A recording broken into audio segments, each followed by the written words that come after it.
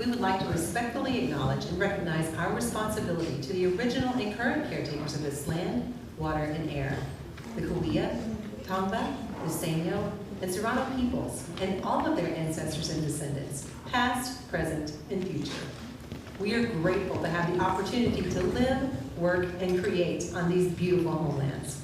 Enjoy the show.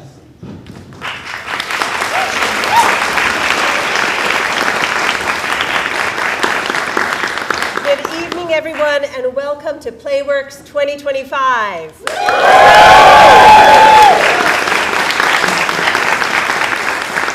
My name is Erith Jaffe-Berg. I'm a professor in the Department of Theater, Film, and Digital Production, and I have the pleasure of being the artistic director of PlayWorks. So tonight we launch 2 nights of original 10-minute plays written by undergraduates and graduate students in our program. And we have 16 plays that we're going to launch on their way, which is very exciting. I want to say that theater is always a collaboration, and I couldn't do this without the help of a number of people who I would like to name. So I want to begin by naming and thanking our production artistic director for the performing arts, Ben Tusher.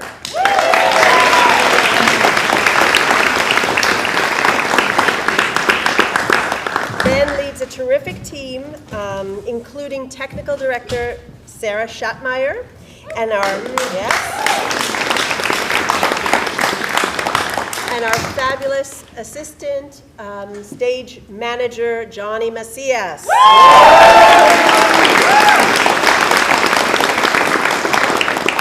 We have a fabulous student production team led by our stage manager, Laura Blackwell, our ASMs, Jeremy Gutierrez and Ren Nguyen.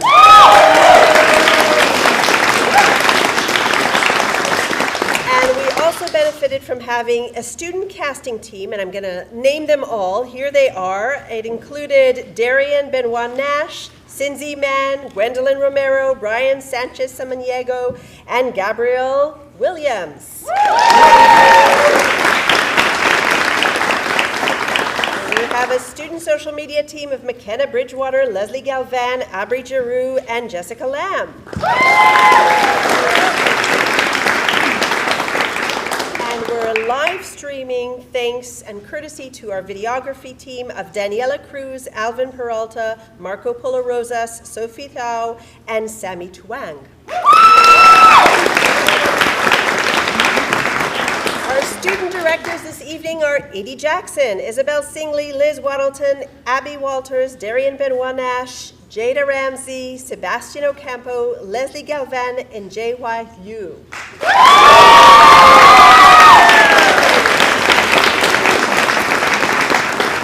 I want to thank our chair, Ruth Park, and our artistic director, Donatella Galella, and faculty members who directed plays for Night B, which will be tomorrow, and I'll name them then. And I also want to acknowledge the teaching and mentorship that contribute to the Playwrights journey, which we see kind of culminating tonight. And so I want to acknowledge two playwriting teachers on our writing team, Paige Goodwin and Megan Tabaki.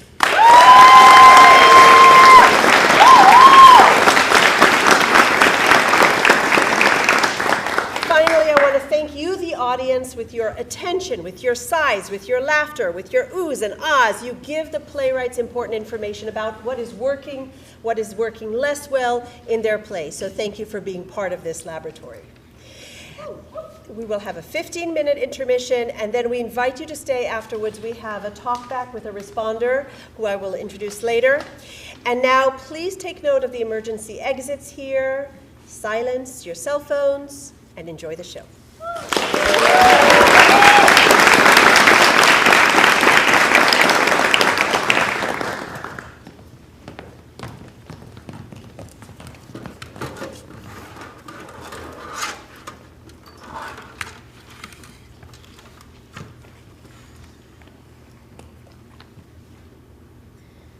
Martinis and Sashimi, written by Alyssa Miyasato. Setting: a quiet and fancy Japanese restaurant located in a big urban city.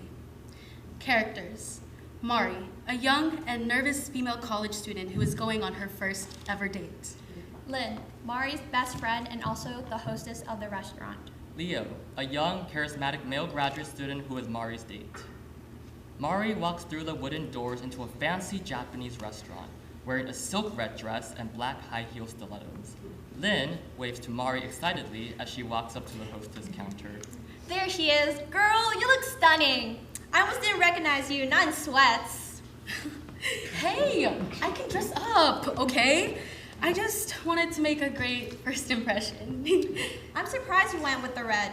You hate red. You said red doesn't do my curves justice. What can I say? I'm full of surprises. Flip, flip. Well, no. If I'm being honest, Leo said his favorite color is red. Okay, I see you, girl, looking like a sexy red cherry.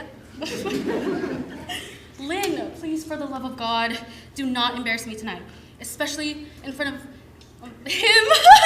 Oh my God, because he's so handsome, and his lush black hair, and his strong biceps. Okay. Ew. How did you even convince me to go on a date here during your shift? Because I am your best friend, and I want you to be safe, and not to get murdered, kidnapped, or drugged on your first date. Also, it's a Thursday night, and it's the slowest night of the week, so I can get my money while spying on my best friend. A win-win for me. Oh shit, speaking of your date, where is he? It's 7 already.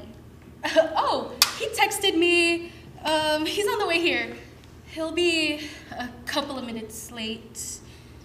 He's late on the first date? Red flag! Look, Mar, I know you're nervous, but you'll be fine. Just be yourself. Well, easier said than done.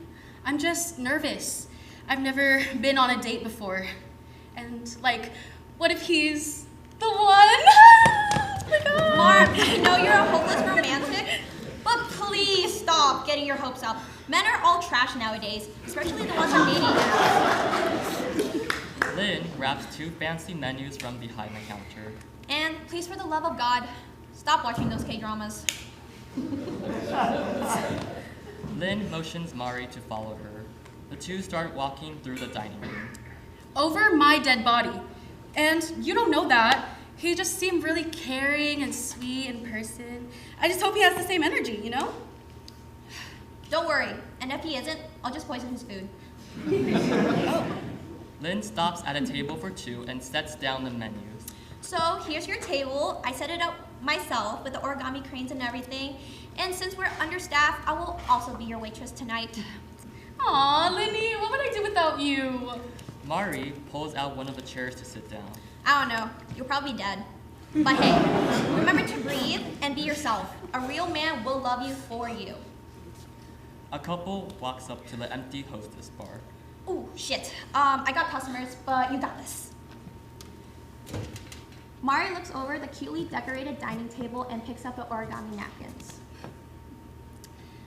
She's such a dumbass. The bell by the door chimes, signaling a new customer. Leo walks through the wooden doors into the restaurant and up to the hostess bar towards Lynn. Leo is wearing a simple black suit and his hair is swept back with gel. Hi, I'm supposed to be meeting someone here at 7. I think the reservation name is under Masashiro. Ah, yes, your company is here. Please follow me.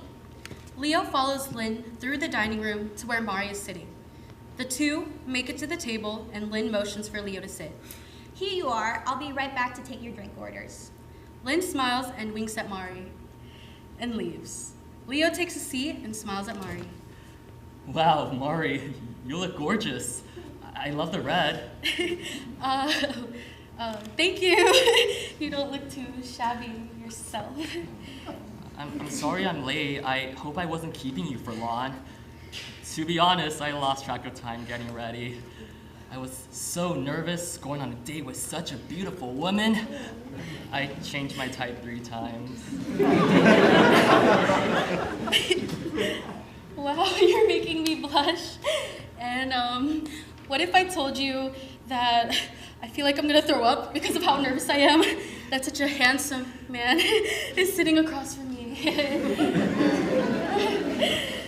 Lynn enters, walking towards the table with a notepad in hand. Hello, my name is Lynn, and I'll be your server tonight. Can I start you off with anything to drink? Oh, I haven't had the chance to look through the drink menu yet. Don't worry, I can go first. May I have an old-fashioned? Oh, of course, an old-fashioned. And for you? Can I get a martini, please? A martini? Are you sure? Yes, I'm sure. Okay. Would you like gin or vodka? Gin? Wet or dry? Dry? Isn't alcohol a liquid? Okay, you know what? I'll just surprise you. Okay, I'll be right back with those drinks. Lynn accidentally drops the menu and bends down towards Mari. What are you doing? You never drank before. Mari bends down, pretending to help Lynn before rolling her eyes. I'll be fine, don't worry. Lynn and Mari both get back up and smile at Leo before Lynn walks away, confused. Are you okay? Our server seemed a little confused. Oh, yeah, I'm fine. She just confused me with all her questions. Okay. Well, should we look at the menu? Do you have any recommendations? I've never been here before. Well, I love the sashimi here. Everything is so fresh, and the fish just melts in your mouth. Oh, I should have told you. I'm not the biggest fan of raw fish. I'm sorry. I used to love sashimi, but I got food poisoning once, and now I'm still a little traumatized. Oh, oh well, that's okay. That's completely understandable. That's fine. You could still get the sashimi, though. I could get something else, like Ooh, yeah, the teriyaki steak. Oh, well, okay. That makes us even, since I don't eat beef. Lynn walks up to the table with the 2 drinks in her hand. All right, here's that old-fashioned and that martini. Have we decided on any appetizers or entrees? Yes, so we're gonna have the teriyaki steak and, Okay, the teriyaki steak. Wait, did you say you were splitting the steak? yes. Is that okay? Is there something wrong? No, nothing's wrong. I just thought that she doesn't eat beef.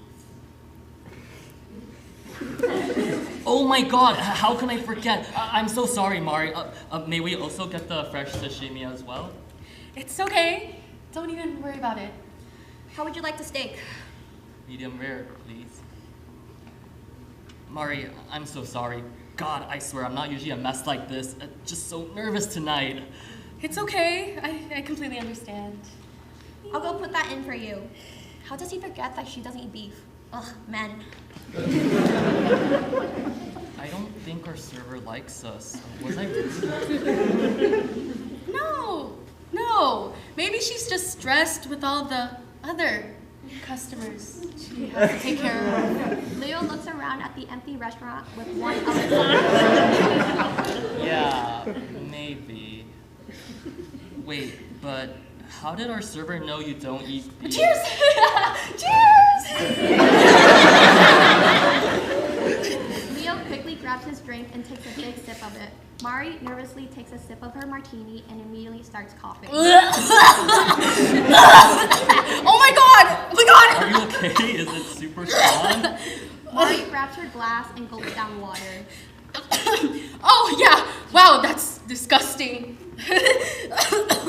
Mari's still coughing and is trying to recollect herself when Leo's phone starts to ring. Leo looks down at his phone. Hey, I'm so sorry. I have to take this. I'll just be outside for a second. Leo stands up and walks outside on the phone. Lynn notices Leo walking outside and runs from the hostess station to his seat. Mari, this is a disaster. You don't drink and he forgot you don't eat beef? Wait, where is he going? Is he leaving? I just want him to like me. He's on a phone call. Stop stressing me out. Oh my god. Wait. He's coming back, right? Girl, be so fucking for real right now. I know you're nervous, but please just be yourself. While on the phone, Leo looks through the window and sees Lynn scolding Mari. Leo walks back through the wooden doors.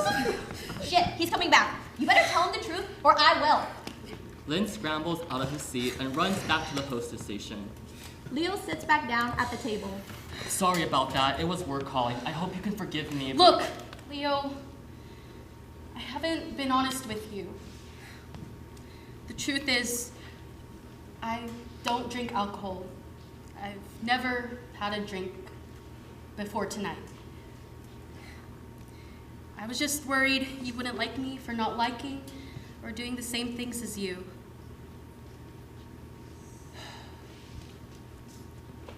Look, Mari, I went on this date to get to know you.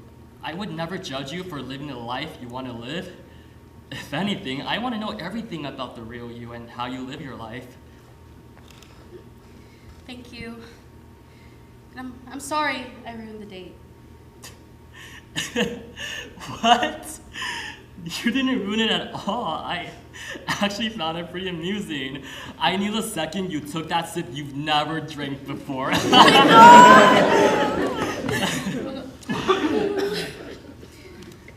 How about I finish off your drink and you tell me how you know our server? Don't worry, I still think you're absolutely adorable.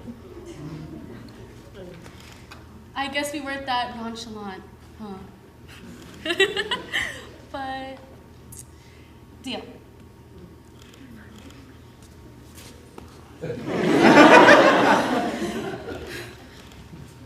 End of play.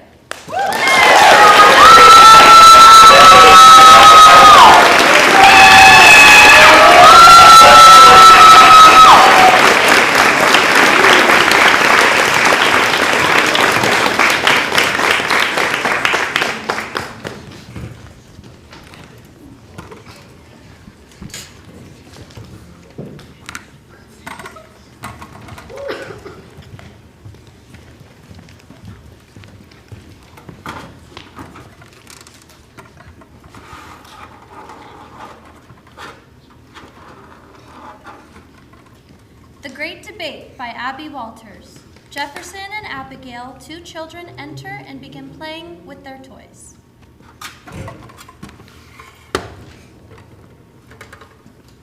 Vroom, vroom, vroom. Hey, I like your plane. Me too. It looks like a real one. I know that. I've been in a plane before. Me too. Well, I bet my plane was bigger than yours. Nuh-uh. My plane was huge because my daddy is going to be president. What? No! My dad is gonna be president! No, your daddy's gonna lose. I saw him. You know who my dad is? Yeah, I'm not 5 anymore. I remember stuff. How old are you? 6. Well, I'm 7, and that means I'm smarter, and I know my dad is going to win. Maybe your dad could be president of another country, like Hawaii, or something. No, I heard Daddy's friends say he was climbing up the poles, and whoever is higher wins. My What? daddy is a better climber than yours. That's not true. My dad climbed a mountain once. Well, my daddy and my mommy both climb mountains at the same time. And 2 is more than 1. Have you ever seen Bluey? That's my favorite show!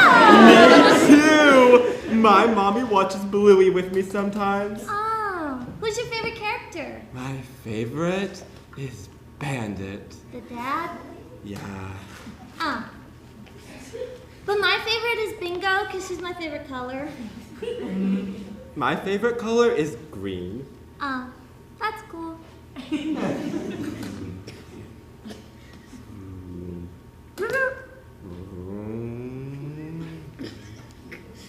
How come you're out here and not at the debate?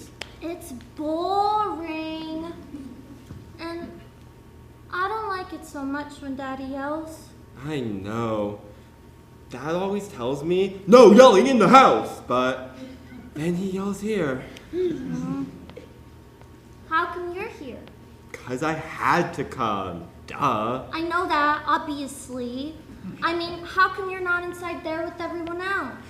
My mommy said I was being too loud when I was playing my car. Do you have a racetrack? Yeah, mine is super duper long. I have one too. You play cars? Of course I do. Cars are for boys. No. Helicopters are for boys. Cars are for everybody. Okay. I like helicopters. Hey, what's that? Pretzels? You want it? Oh, I'm not allowed to eat food from strangers. I'm not a stranger. Oh, yeah? Then what's my last name? Scott? No, dummy. That's my dad's name. You can't say dummy, that's a mean word. It's not a mean word. I never say mean words. My dad says we can't watch Snell because it says mean words. That's what my daddy says too. But my mommy watches it sometimes.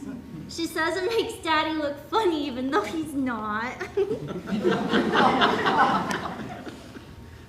You want to hear a knock-knock joke? Yeah, sure. Knock, knock. Who? No, you're supposed to say, who's there? Okay. Knock, knock. Who's there? Banana. Banana who? Orange, you glad I didn't say banana? That's funny. Here, you can have a pretzel. My name's Abigail. Thank you. My name is Jefferson, but you cannot call me Jeff. My brother taught me a joke. You want to hear it? You have a brother? Yeah. Do you want to hear the joke? I wish I had a brother. No, brothers are the worst. They always get the bigger cookie. Not if it's a little brother. Oh, mine's a big brother. My dad says big brothers always watch you.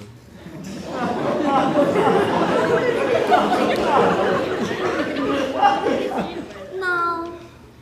My big brother is fighting for America in another country.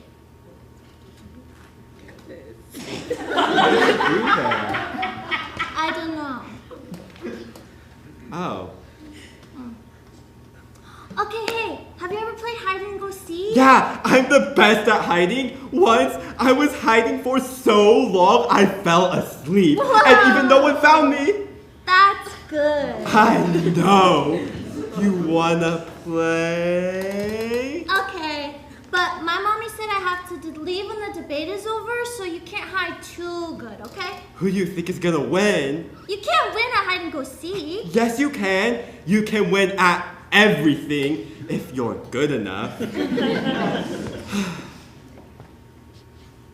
I was talking about the debate.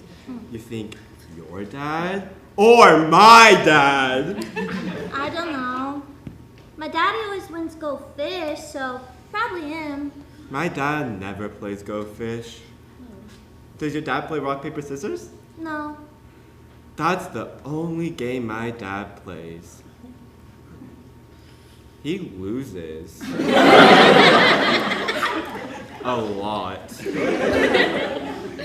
Some dads are just bad at stuff. True. Are you ready to play now? I'll count to 100 and you hide, but don't go inside or else we might have to stop playing. No, 100 is too long. Count to 50. Okay. 5, 10, 15. Wait. You can't count by fives. That's cheating. No, it's not. Yes, it is. You're a cheater. Cheater. I'm not a cheater. Your daddy's a cheater. No, he's not. My dad never cheats. Yes, he does. My dad even said so to me. Your dad is a liar. Nuh-uh. I'm gonna go tell my mom on you. But if you go in, then we can't play anymore. Fine. You count to 100, then I'll hide. 5, 10, 15, 20, 25, 30, 35, 40, 50, 60, 70, 80, 90, 100. Ready or not? Here I come.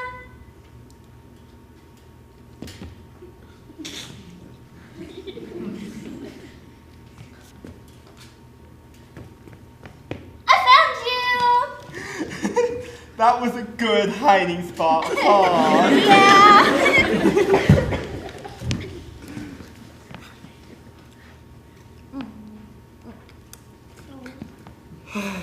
Where do you live? In a mansion. My dad is the governor. Whoa. Do you even want to live in the White House? Yes, duh. But a mansion is bigger than a house. But the White House is very cool. And you can eat pancakes every day. Yeah! Except for, I don't want to live in the White House. How come? They have dogs there. I know, but every time my daddy talks about being president, he sounds very stressed.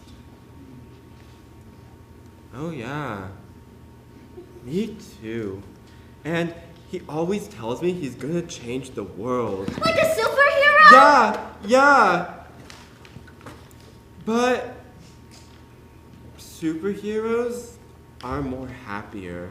And superheroes don't yell. Yeah. Maybe they can take turns. I don't know. Do you think they'd want to? Yeah, then they could be friends instead of fighting all the time. And they won't be sad or stressed. And maybe they can help each other change the world. And we can all play Go Fish together. Yeah. But we have to teach my dad how to play. Okay. You look like a good teacher. You teach him. Okay, I'm gonna go tell my mommy our idea. She's gonna love it.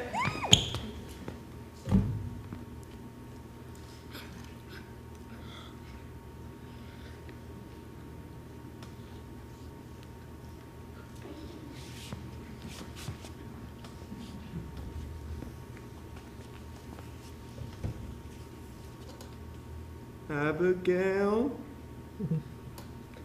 My mommy said I'm not allowed to talk to you. But why? I'm not a stranger. She said my dad wouldn't like it, and that your dad is a mean word. No.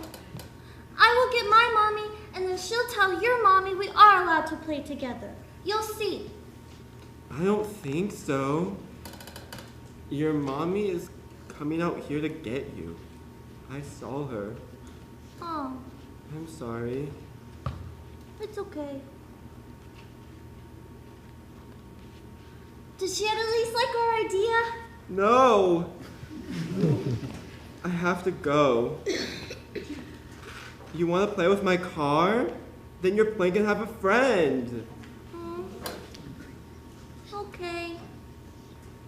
My plane likes having friends.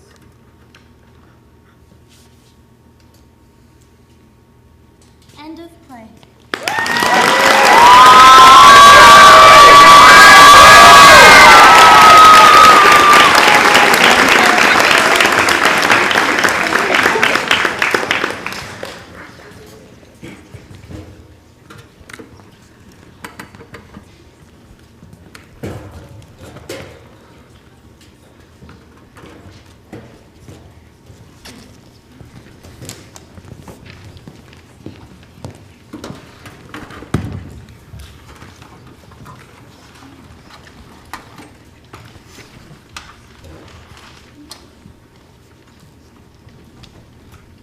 A Game of Trust by Leonard Laninovich, directed by Liz Waddleton.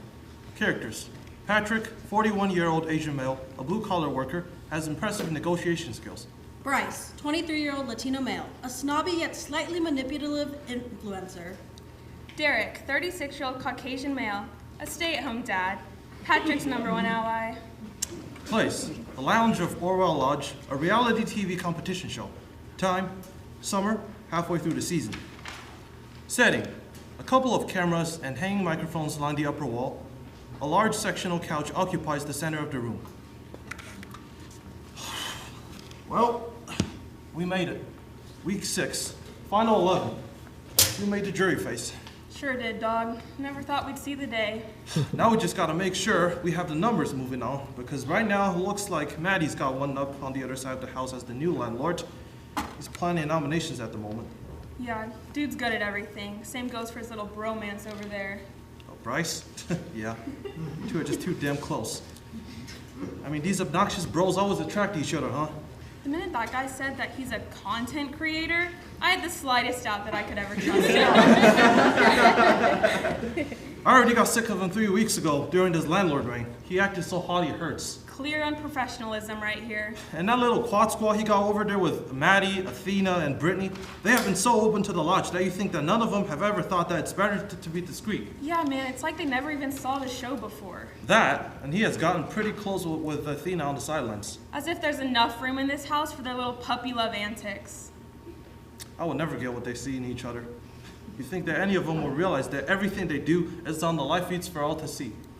I doubt any of his followers would get what's really going on here. That just really makes things worse for him and fine for everyone else. How the hell does he keep slipping by? Dumb luck, I guess. I bet that kid knows more than what he's letting on. I doubt it. You know those types, the young, party-hardy, know-nothings, living off their daddy's money more than anything else. I hope the whole lodge finds him insufferable soon. Otherwise, the next few weeks are going to feel like some fraternity house help. How about we change the subject? Sure. Did you see that the pendant of blocking got taken earlier? That silver thing in that glass box from last week? Yeah, it's so crazy. You think those guys are asking for that advantage to be taken when they just have it on display in the open? That was a dumb idea. If anything, have it be like an immunity idol or something. But still, it seems like a nice advantage. Having to block the landlord from nominating you for eviction is a bold move. Any idea as to who might have it? Not sure about that from my end. Do you have any speculations? I feel like it might be Kara who took it, but I'm more concerned that it could be one of those four. Oh, please. If it turns out that Bryce took that pendant, then I will not be surprised. I don't think it's him. He probably feels secure with his group. That, or it's Athena or Brittany. Maybe they might go against the other two later on. That would be poetic justice if I saw it. So why do you think it's Kara that has it? You know how she's been on the outs ever since Robbie got evicted? Yeah, that makes sense as well. I'm just hoping it's not one of the quad squad that has it. Any one of them tries to block a nomination like that, they'll ruin the whole show and it's game over for the lodge. You know what would be really crazy, Pat? What if it turns out if you had the pendant? What? Seriously? Those guys will be after me if I had that thing. Yeah, but I think you'd give some of the others hope for later on. True, but what's gonna stop them from backstabbing me? No one's ever thinking of doing that. Don't worry, if I heard one of the others say your name, I'll let you know immediately. It's like I said weeks ago.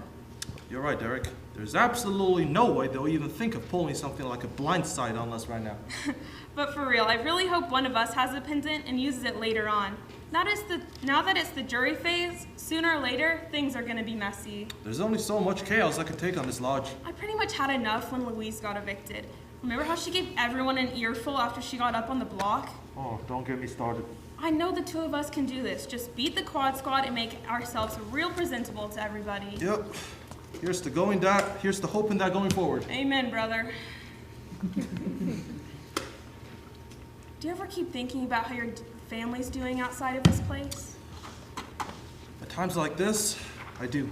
Every single time. Every day I wake up and I keep thinking about how much my kids miss me and how my wife encourages me to keep going. I could still hear her words from before this game began. Go for it, Derek. We all know you have this in the bag, she said. That was very sweet.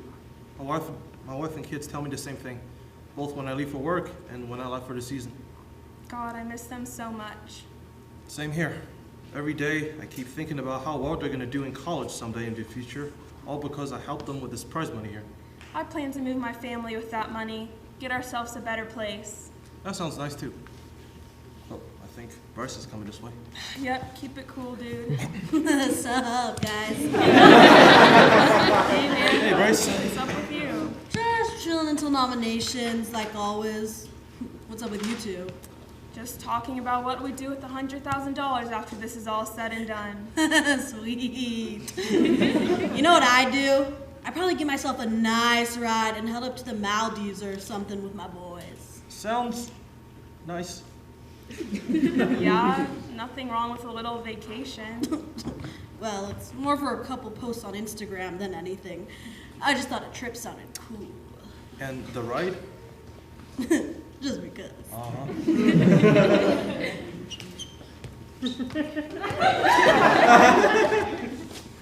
You know, I've been meaning to speak to him for a while now. You mind giving us a couple minutes? Yeah, sure thing. It's bound to be my turn to confessional cam.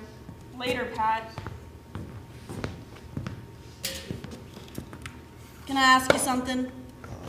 What is it? I know it's only been like a few weeks since we started to align a bit, but did you happen to hear my name going out by any chance? No, can't say that I have. Really? Because I heard from Maddie that he heard my name go around as a possible nominee this week before the landlord challenge. Well, that's weird. I mean, there's not that many of us left, you know? I don't know who would even think of doing that. True. Now would be the time that everyone gets real with each other, though, wouldn't it? Seems like it to me. Want to know another thing? What? Maddie suspects that you were throwing my name out. What? Seriously? Why would he think that? Maddie says he heard you talking about me a week back while you were talking with Tina. Wait a minute. Let me get this straight. So you're saying that Maddie just so happened to hear your name when he came across me talking to Tina? Is this true or not? That's crazy talk. No.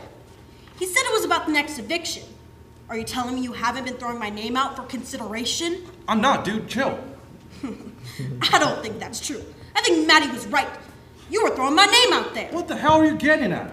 You are doing this because you have no shot of winning this. That's where I'm getting at. Come on. You seriously think I'd be that petty? Well, that's how the game works, right? Bryce, you know that there's more to it than just targeting people for winning many challenges, right? So you admit it! You're freaking out too much. You're gonna alert the house. Let them watch. They'll know how much of a threat you are, too. Oh, I'm the threat? Says the guy who goes behind my back and makes so many protection deals he's not gonna keep. Oh, yeah? Well, I make make even more on the outside than you'll ever make in your whole life, old man.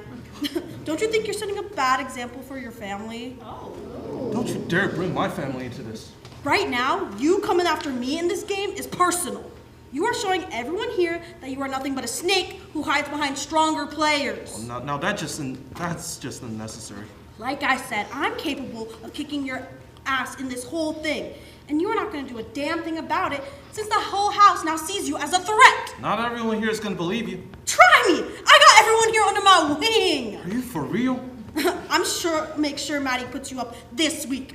You want the spotlight? You got it. You are not serious right now. I am. You got zero chance here, old man. I am double your age. I'm not that old. At least I still make as much in 1 week than you do in a year. I had to work my ass off most of my life, and meanwhile, you make stupid, dangerous prank videos with your frat boys. If anything, I'm more responsible here. Says the guy who lied to my face. Takes one to know one. You very much got to where you are based off of your looks alone. You're nothing but a new age model, but online. Content creator, it's different! And don't go talk to me about making more income when you're pretty much mooching off your followers and their parents anyway. Jesus, don't get so personal. Are you even listening to yourself? You made it personal first. The point is, you're going into the jury first. You plan on stabbing me in the back? Well, I'm gonna stop you. I like to see you try and tell everyone that I'm the problem. Gladly! No one's gonna believe you anyways, you crone. Say goodbye to 100 grand. Whatever, dude. See if I care.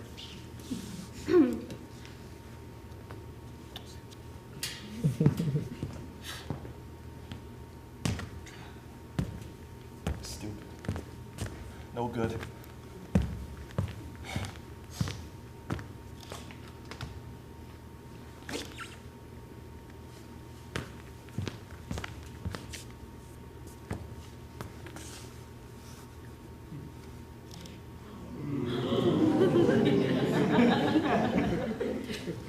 Sucker.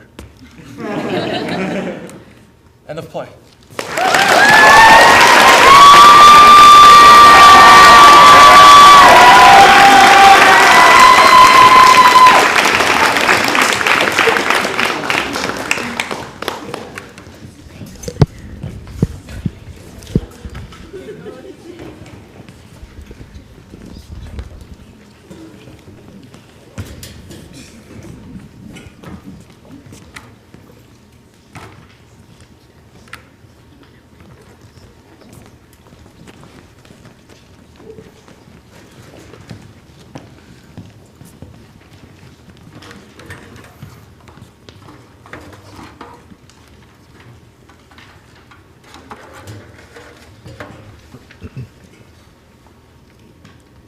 MAGNIFICO by Lesley Galvan. Setting: King Arthur's magical dungeon in Avalon around the 1500s. A dungeon-esque space full of textbooks and potion ingredients in King Arthur's castle. Merlin bashfully pours concoctions into a cauldron while simultaneously trying to spin a dragon egg on one finger. Enter Citrine, hurrying towards Merlin. Merlin, I convinced King Arthur to let us study the looking glass. Heavens above. How many times have I told you not to toy with it, Merlin? Relax, redhead. I'm not trying to boil an egg here. Citrine pulls out her wand and waves the egg towards her. The king will entrust you beyond these walls if you destroy one of the biggest tasks of your life. It works both ways, Citrine. Getting bored learning about this so-called willpower while you carry a constant need to restrain me from entertainment. You won't be complaining once the king promotes you to my level. And this stench isn't from any textbook potion. You can't just dispose of pure deadly nightshade. I thought this was your specialty, Citrine. Don't tell me you're tasting your experiments. Nah. Watch this. The dark liquid in the cauldron rises.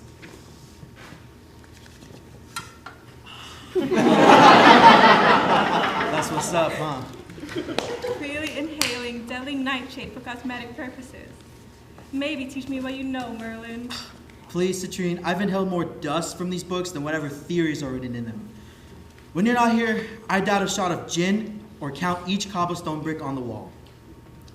Although, You could save us both the troubles of training and, enchant me instead. Quite comfortable, You're humoring me. And I bet you find it humorous that I'm a test rat. Don't belittle yourself. You are one of one. Before we dive into this egg, or this looking glass, prove to me that you've mastered non-impulsive combative techniques. Oh yeah? I'll take you round for round, on all fronts. Oh, I know you could. Merlin conjures up a glowing orb on fire. He air throws the orb at Citrine, who blocks the orb, cutting the orb in half with emitting magic. Not what I meant, but I'm not mad at... Hey! Citrine shoots out emitting magic from her wand to Merlin. Merlin places 2 hands out, creating a sheet-like barrier, causing the magic to ricochet from the barrier around the dungeon. Citrine and Merlin dodge the magic as it bounces around the surfaces of the dungeon. Your magic concealed you. How do you do that? No clue. I bet you hated not being able to see me. Oh. Give it here, redhead. Merlin focuses on the magic. The magic balls up and shines bright. It calls to Merlin. Merlin continues the momentum. The magic ball erupts into dust, hitting him and slowly landing on the dragon egg. The magic is absorbed into him and the egg. The dragon egg shakes a bit. Merlin, the egg. A crack is on the egg, and then 2. Heavens above, I'm too young to be a parent. You never know when to quit, do you? The egg hatches out a black baby dragon with purple spinal scales. It burps out a fire. The dragon attempts to fly but fails. It cuddles up to Merlin's legs. Oh, it's over. I'm a dad and Citrine, it's mom. Oh. Stop being a buffoon and pay attention to the magic. You and the dragon absorbed it. How are you feeling? Charge through my body. Self-imposed incantations are a dangerous game. And you know I play wickedly. Well, there's one way to find out. The dragon leaps at Citrine. Taken aback, she wields her wand. Before making a whoosh, her hand is restrained by an energy. Merlin holds his hand out. His force is dragging Citrine's hand down. She wasn't going to hurt you. Merlin, how did you... my hand? Merlin crouches down to get on the same level as the dragon. He whooshes his hand up, the dragon following his hand, scaling up shelves. The looking glass should do the trick. Citrine brings up the artifact in her palm, an object in the shape of a compact mirror. What's so important about this? Before the egg, King Arthur wanted us to use the looking glass as a way to predict all major future events. You could be able to see how you'll be in the future, Merlin. Would have been cool to see the what-ifs until someone else had other plans. Merlin makes a hand wave as objects flutter around and out of Citrine's hands. We could still peer in. Not now, Merlin. What's important now is we learn more about your connection to this dragon. Absorbing magic is for sure first. Merlin focuses in on the object and it zooms to his hand. Could it see my future with this dragon? Would there be a future? Doesn't the king want the dragon for himself? Do you want to give up our dragon to someone who can't tame it without us? Was it ever ours to begin with? Merlin, it's not worth it. Let's just get back to the original lesson. Citrine, do you truly believe that the king would know what's in our best interest? There's a reason I brought you here, Merlin. It would have been a disservice not to explore my best friend's potential. King Arthur sees you. Your power can influence all courses of magic in our kingdom forever. I haven't seen the light of day in a month, Citrine. This dragon is the only thing responding to my command. Look, this all sounds unfathomably insane, but you have to understand that you possess the ability to tame the untamable through your fingertip. Once you've mastered it, the king will see to your promotion. Stop playing me for a fool, Citrine. We're not a day apart. Merlin, if you open that now, you'll cloud its judgment, giving it a false reality. The compact mirror shines omniscient purple as it comes out of the compact and onto the surrounding dungeon. Merlin looks around making hand waves, embracing the fresh feeling of the mist surrounding the dungeon. Voices whisper and hiss around. Merlin. What's good? Merlin, come upon the rooms of your mind, the witchcraft in your hands. Rejoice and see inside who you are. Nice. These voices are fake, Merlin. Don't let it get to your head. The dragon! The dragon? I can do so much more. Merlin, your eyes. Nothing you're seeing is real. Voice 2 is a version of Merlin. He sees himself, but his eyes are dim, lacking life. Voice 1 becomes a distorted King Arthur. Look into yourself. You're so much more than I could ever be. Follow me.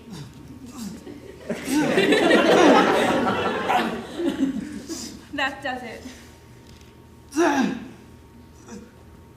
Citrine, what are you doing? Your mind is making the looking glass show you a darker reality.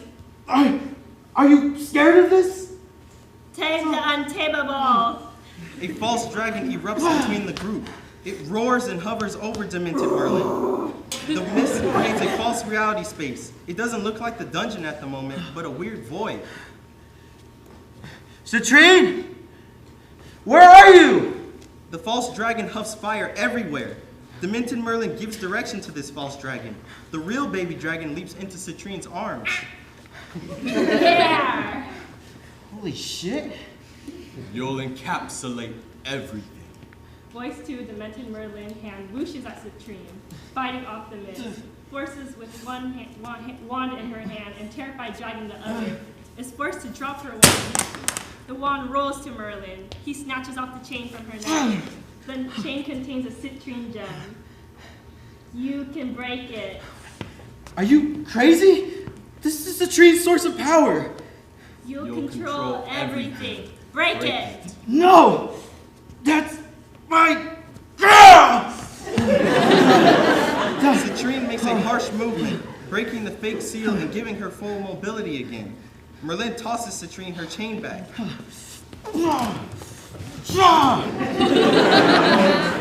Citrine, how do we stop this? So now you trust my judgment? Merlin crouches down, dodging the false dragon attack. Citrine closes the compact mirror, and all at once, all entities cease to appear, as if nothing happened. The baby dragon gets out of Citrine's arms. Merlin reaches for Citrine's wand and hands it to her. Citrine, I apologize. That was stupid of me to do, but the sensation inside me, it feels trapped. I can't be trapped down here forever. And for what? To enslave this dragon? Myself? Maybe it was the magic talking, but there has to be a better way to feel or do better. I can't become that thing. I suppose the king's old practices are outdated. We have a lot of work to do. With you by my side. Always have and always will, partner. However, the looking glass is never wrong. Whatever darkness you just exhibited, it's real. You could choose to serve a fulfilling purpose or fall into the dark temptation we know you can harness. I have a lot of shit to clear up. I didn't think I can do that, but it is frustrating having to confine in a system without any autonomy. If I have to move forward, I have to do it on my own terms. I'll believe you, for now. As for your self-actualization, I'm not your girl. Damn. Not yet, though. The dragon leaps into Merlin's arms and cutely roars. End of play.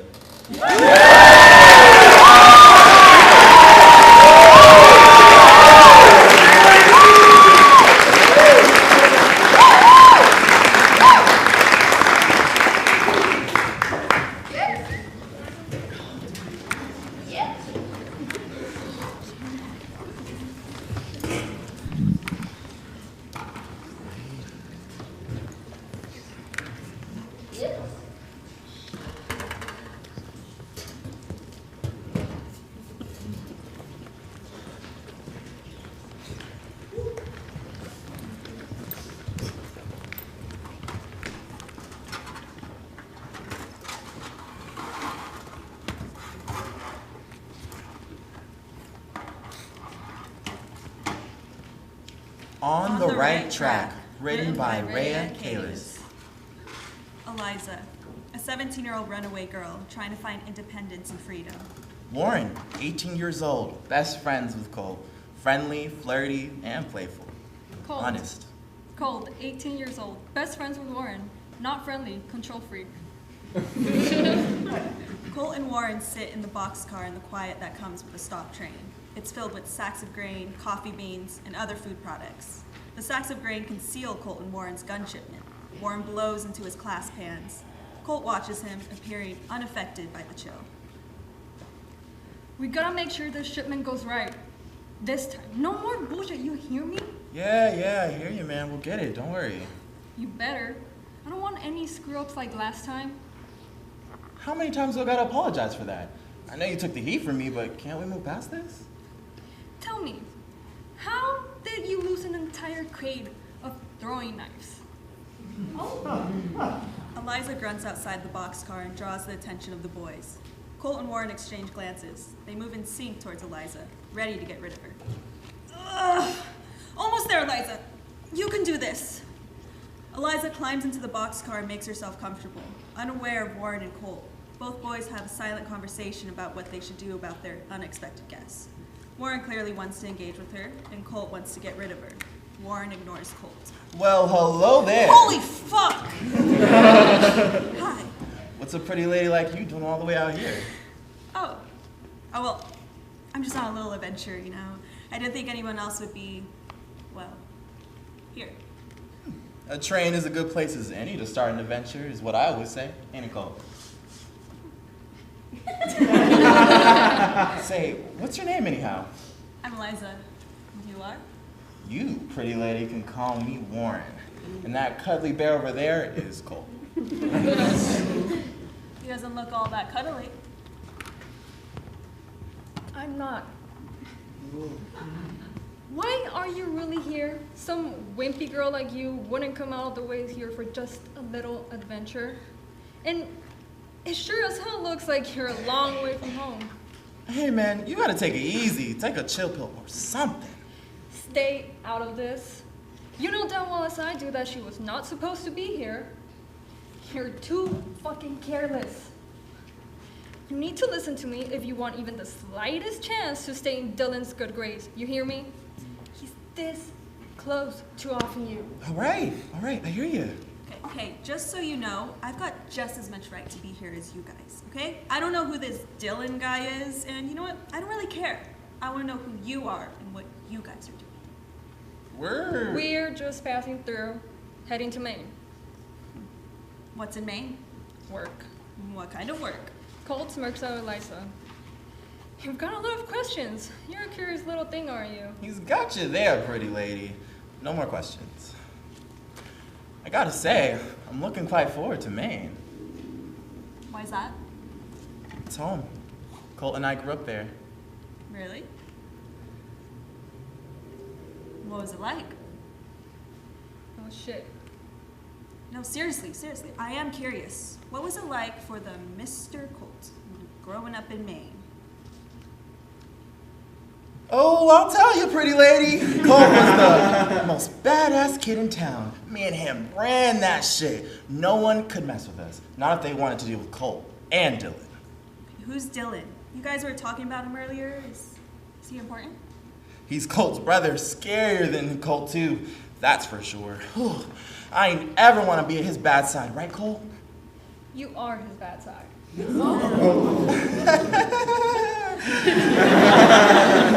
Nah, man, you know he loves me more than you. Yeah, he loves you just as much as your parents do. Oh.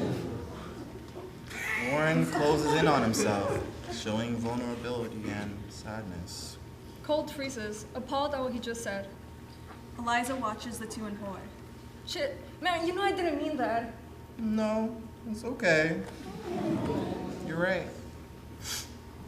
I always knew I wasn't what they wanted. I was a disappointment to them like I am now to you. Colt and Eliza are silent for a moment. Eliza reaches over to console Warren. Warren and Colt share a conspiratorial look.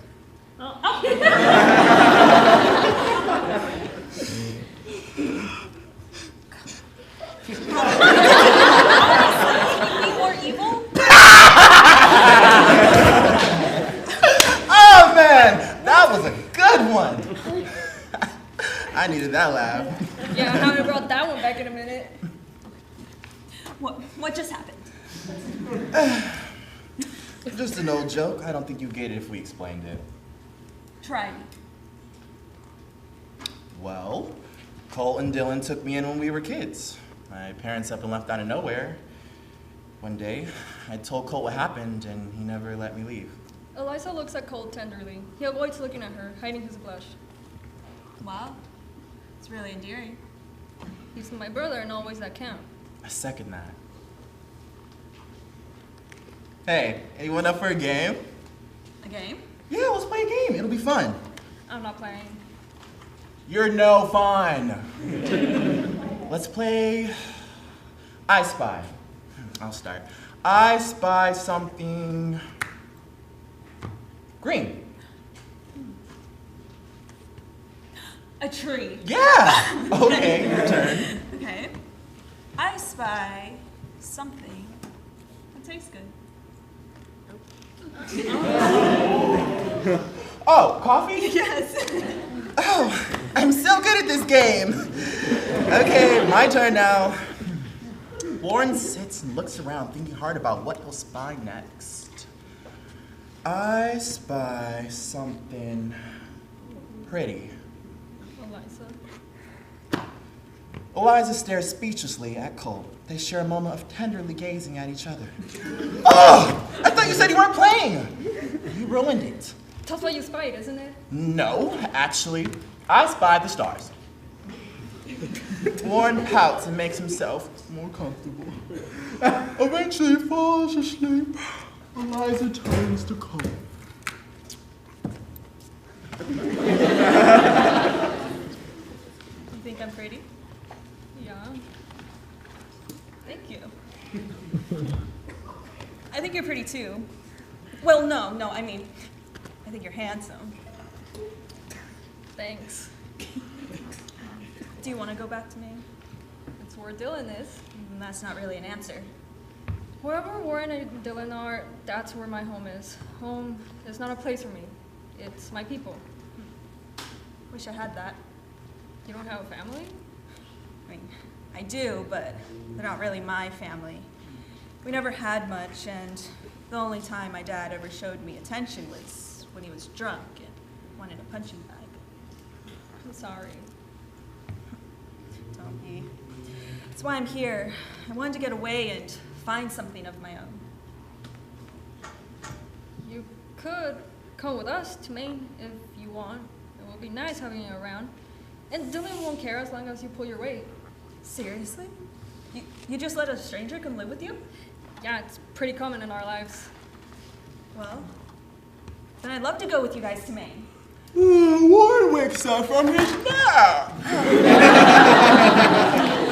Did I hear something about Eliza coming with us to Maine? Did you tell her about the guns yet? Guns? You fucking idiot! Yeah, guns! Shotguns specifically.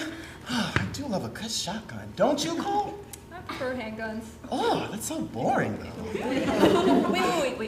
What are you guys talking about? We ship guns for Dylan. It's how we pull our weight. Why do you ship guns? We don't know. Dylan never tells us. But we know how to use them. Look, I will understand if you don't want to go with us anymore. You can get off when the train stops next, and you'll never hear from us again. No, just give me a minute. Colt and Warren have a silent conversation.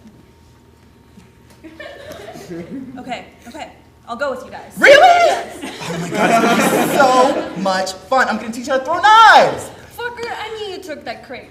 Silly. Wait, throwing knives sounds fun. It is, and it comes in handy when you gotta kill someone, too. Exactly how many people have you killed?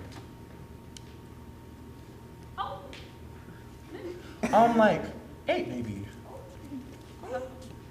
That's not something to be proud of, Warren. I know. It's a pretty low number, but I'm working on it. He never actually killed someone. He just likes collecting shit.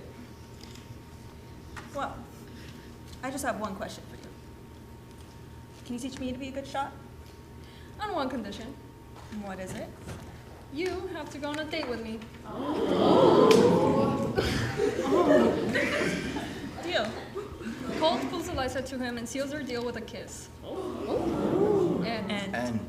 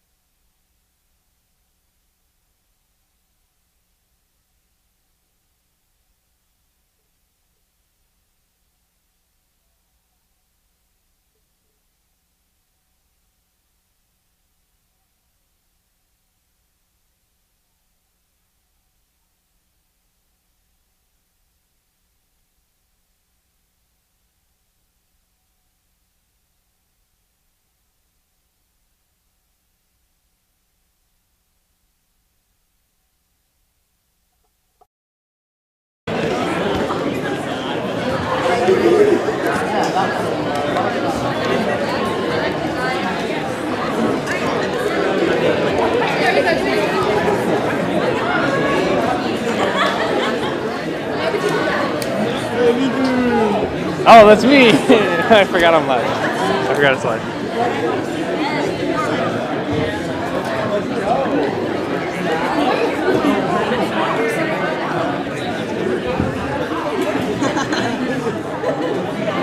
Oh yeah, I forgot this is a delay. I took a picture of the photographer, or the videographer, and he's like,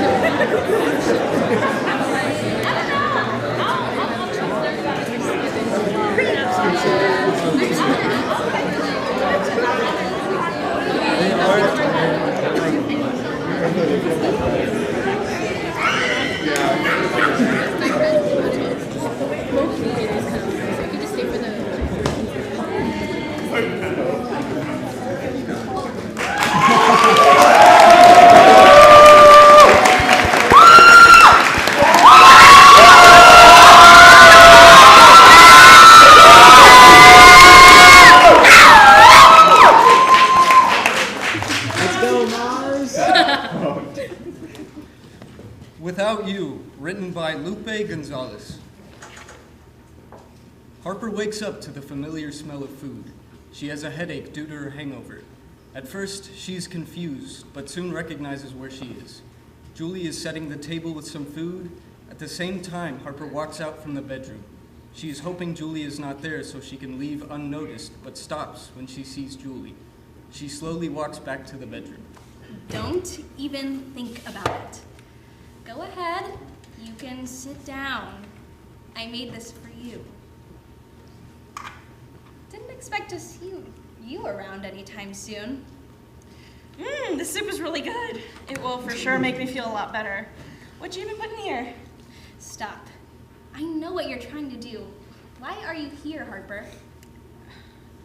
I just wanted to see you. Can't I miss my best friend? Oh, please. You miss me? Yeah. About last night. Can we not talk about that right now? It's always the same with you. At least I know you haven't changed. Look, I didn't mean to get so fucked up last night and bother you and Mike. By the way, where's Mike? He had work, but that's not what's important right now. Stop changing the topic. I'm sorry if I made you uncomfortable last night. I can't really remember much of it. Anyways, so what has been keeping you away for so long? Well, I've actually been really busy, which is why I haven't been around much, you know, with having to take care of the cafe, and I got a job offer to produce some music for a film. That sounds really cool. Kinda wish you would have told me about it. I honestly thought you had died or something. That's not... I was very shocked last night. When I opened the door, I was not expecting to see you standing there. Like I said, I've been very busy. Yeah, I can see that. You're so busy you went out and got drunk. Look, I was planning on coming to see you soon. I was so worried about you. I know, and I'm sorry. It's been so weird not seeing you for so long. I mean, come on. We're always together. I think this is the longest we've ever been apart. Yeah, I know, but it's not like we can change things. We both have our own things to do with. Okay, but that doesn't mean we have to stop being friends. No, that's not what I meant. It's just, it's not gonna be like before. You have Mike now. Is this about Mike? You guys are engaged. You don't expect me to be third wheeling, do you? Harper stands up, picks up the dishes, and takes them to the kitchen. Mike is your friend too. I just don't get it. Why is this such a big problem for you? Harper? Harper comes out, wedding invitation in hand. You're getting married? Surprise. Harper, hey, are you listening to me?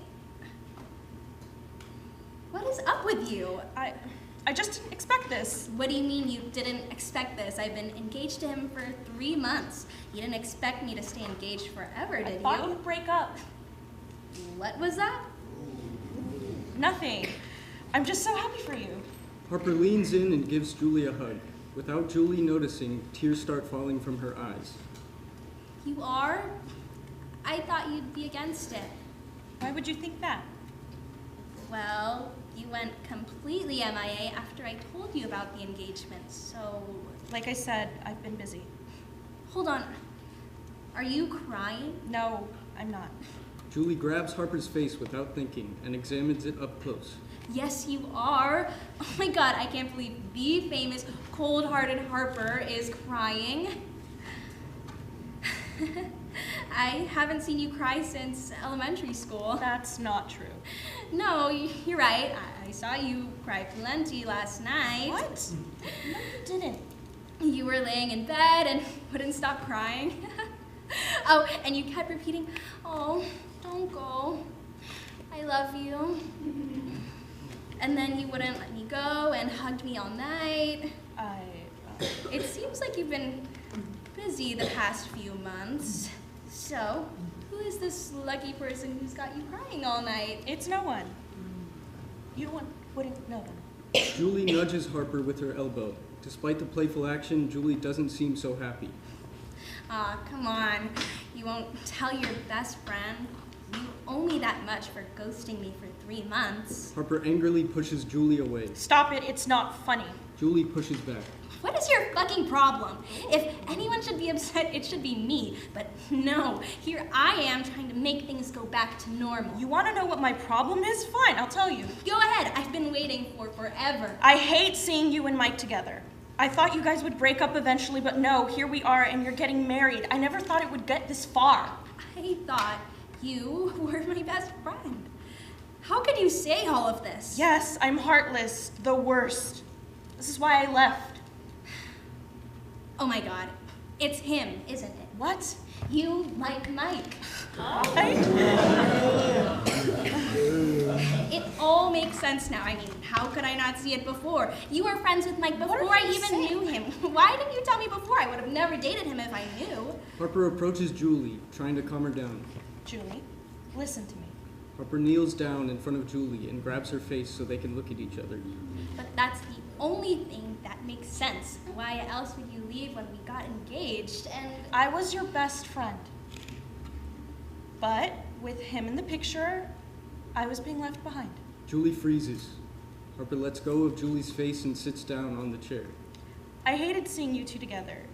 Yes, he's my friend too, but he was stealing you from me. I regret letting you guys meet. how can you be so selfish? And why are you telling me this now? What difference would it have made if I told you before? This is why I didn't want to say anything. You think it was easy for me? What? I tried so hard to like Mike, and he was willing to wait for me, despite him knowing he was going to wait until I no longer loved you.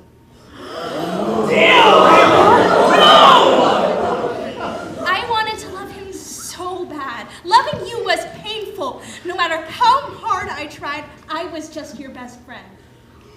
What do you mean? Oh, come on. You know. Everyone used to think we were dating when meeting us for the first time, but you were so quick to shut all that down. You denied it so fast, and I thought even the idea of it disgusted you. And now you show up here acting all jealous. I'm so sorry. I didn't know. Harper walks toward the exit, but as she's about to open the door, she turns around and walks toward Julie. It all happens so fast. By the time Julie realizes what is happening, Harper is already kissing her.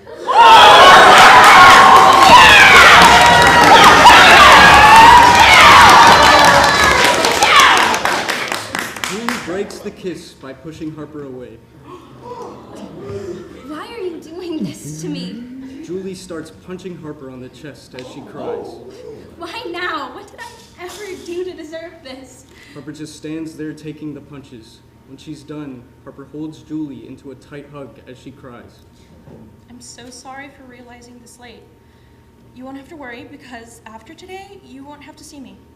I'll get out of your life anymore, so I can't hurt you. Harper lets go of Julie and gives her a gentle kiss on the forehead before she turns toward the door. Julie doesn't try to stop her from leaving. Goodbye. When she opens the door, Mike is standing there.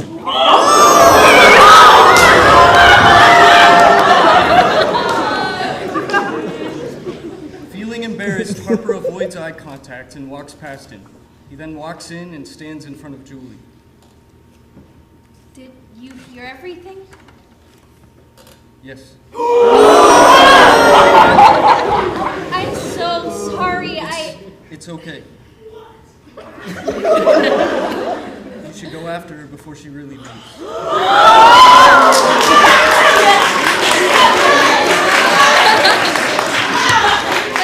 I'll be okay. I know that you still love her, and I want you to be happy. But the wedding. I'll take care of that. Just go. Thank you.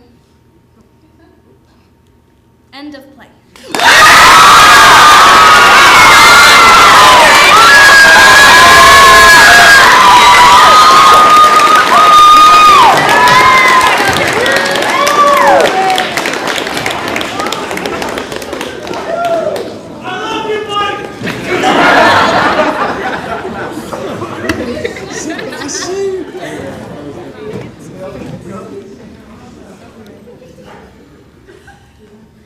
Tense. Written by Kellen James. Scene 1. A bedroom decorated with soccer memorabilia.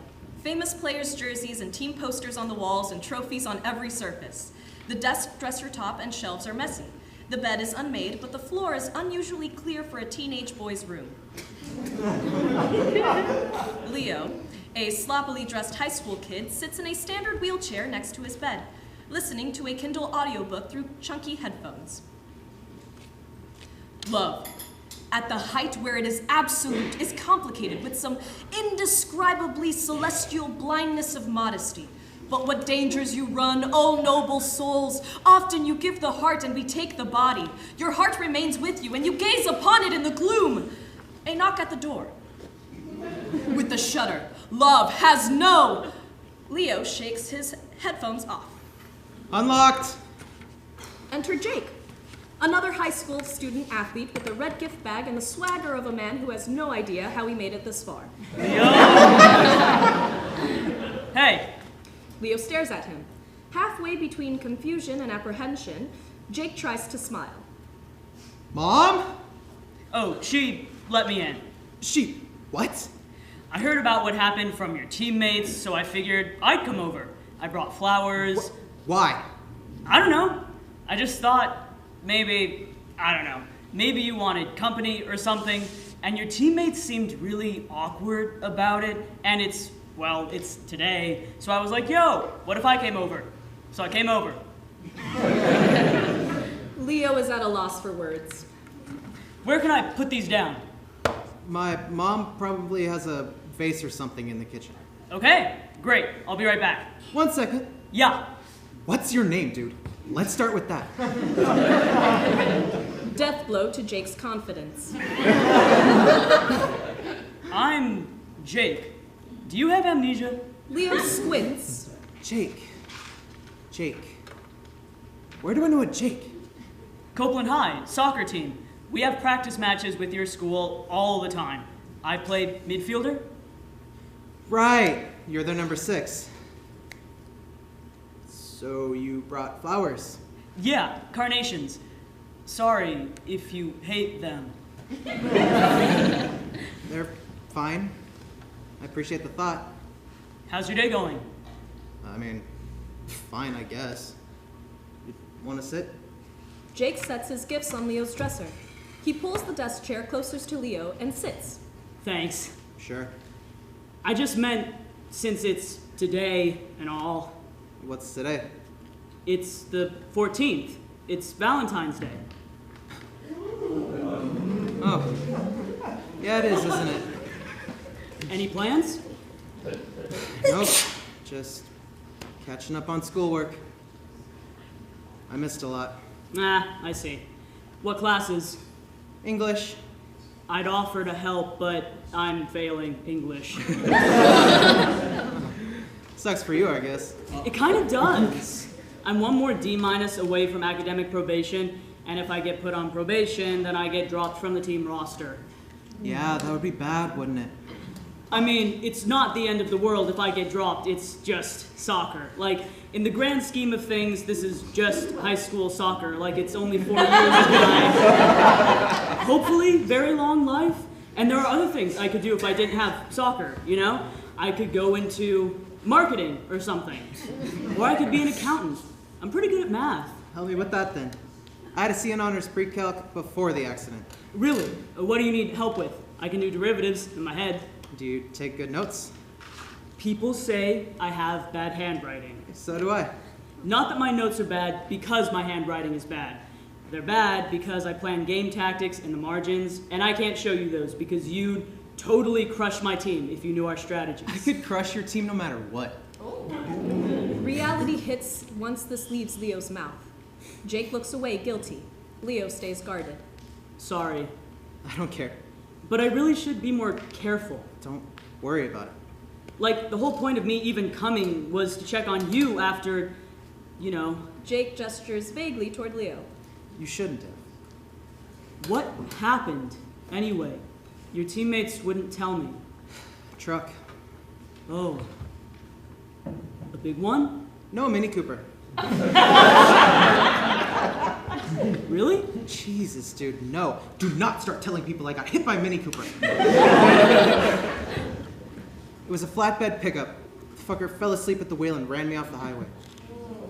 Oh. That's bad. No shit. So, all this, is it, like, permanent? I don't know. I hope not. I'm really sorry. It's whatever. I said I don't care. Silence falls. Jake is already out of cards. You really aren't doing anything today? You don't have a girlfriend? Broke up with me a while ago. Oh, that sucks. You know how it is with girls. They get boring after a bit. Oh, what? Tell me about it. I've never had a girlfriend for longer than a month. Beta cuck behavior. Hey! But me neither. Mutual understanding underscored with a chuckle. But really? Breaking up with you now after... What a bitch. It was before. Before? Yeah. It didn't have anything to do with anything. Oh. Sorry for assuming. It's whatever. Out of cards again. Would you want another girlfriend? You think I could get one? I mean, who wouldn't want to get with you? Oh! Are you joking? I'm being legit. You could have anyone. You don't even know me. Jake remembers where he is. We see each other at games all the time. So? I at least thought we were chill. Just because we played soccer together? But whenever you get the ball from me, you always give me this look like you're checking me off your bucket list. And you don't look at anyone else like that. Yeah, because I'm playing soccer against you. I don't believe in that power of friendship bullshit that brings us all together in peace and love and harmony or whatever. I'm a fucking forward. I was a forward. Even with your teammates. Have you met my teammates? I met Salazar. He gave me your address. Leo drags his hands down his face. You're fucking joking. We played your school a few times after... We've had a few matches since the semester started. I tried asking about you, but nobody would tell me anything, except Salazar, and he just said... Take your time. I'm not going anywhere. That you'd finally gotten what was coming to you. Leo is genuinely hurt. He betrays himself for a second, but quickly dons the cynicism again. Of course that dumbass would say that. We won the game that day. My school, I mean. Good. Hope you taught him a lesson. It wasn't good. Nobody could lock in. It was like we were all expecting something that wasn't there. They don't come over? I don't need them to. But they don't even try? Do you have to rub it in? No. Nobody comes over. My coach sent me a Dutch Bros gift card, and that was all. I can't even use it because I can't go out. What about you, huh? What the fuck do you want from me? I just thought maybe you'd appreciate it if I tried to stay in touch or something. I don't give a shit about you. I don't even know your name. Yeah, I figured that out. So, what? You came to cheer me up? Spread your peace and love and harmony and make me feel all warm and fuzzy on the inside? And then go home and whack it to the thought of doing a good deed? Just fuck off! I can't stand faggots like you! Jake abruptly stands. That's not what Because I know you're not fucking here out of the goodness of your own fucking heart. I'm here because I thought we were friends. I thought maybe we could hang out and catch up. Like, I was going to ask about your sister's dissertation because at our last game, you told me she was about to defend it. And I wanted to know how it went. She did it. She got her PhD. Why the fuck do you remember that? Because, and I don't know if you've considered this at all, ever, in your life. Maybe I think you're cool and I want to get close to you. Oh. Bullshit. I wanted to get close to you. Since we're doing that today. Jake kicks Leo's desk chair across the room. See you. Get out. Jake walks out and slams the door. The sound of his footsteps lingers. Leo is alone, compressed within the kind of silence that roars in your ears. The desk chair still spins. The post-impact quiet hangs for a second until Leo notices Jake's gift bag on the dresser. He takes it, sets it in his lap, and starts to explore. From the bag, Leo draws an envelope, then a bouquet of carnations, then a small teddy bear with a heart pillow stitched between its paws. Each subsequent object is more Valentine's Day branded than the last. Leo's bewilderment grows until he takes the final gift from the bag. It's a heart-shaped box of chocolates. Hey! From off stage, another door slams. Hey! You! Too late.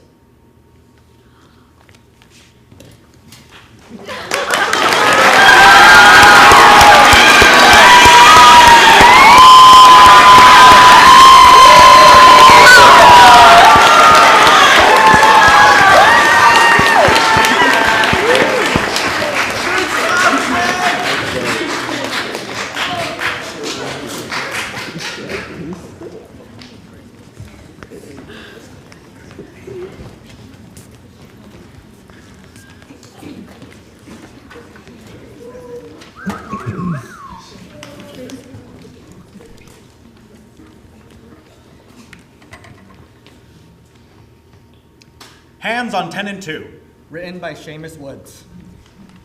3 characters in a car on the highway. Carson, driver. is clearly stressed but is trying to keep his wife, Carmen, relaxed, driving fast but safely as well. Goddard, front seat passenger, long hair and beard, looks like Jesus. Zen-like calmness during the hectic situation. Carmen, in labor, in the back seat.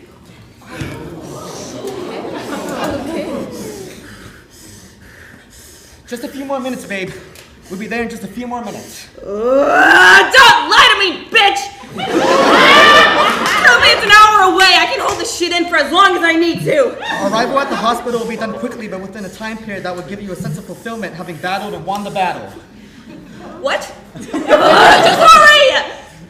We are going to make it to the hospital. Wow. Very cool. Thank you for the insight.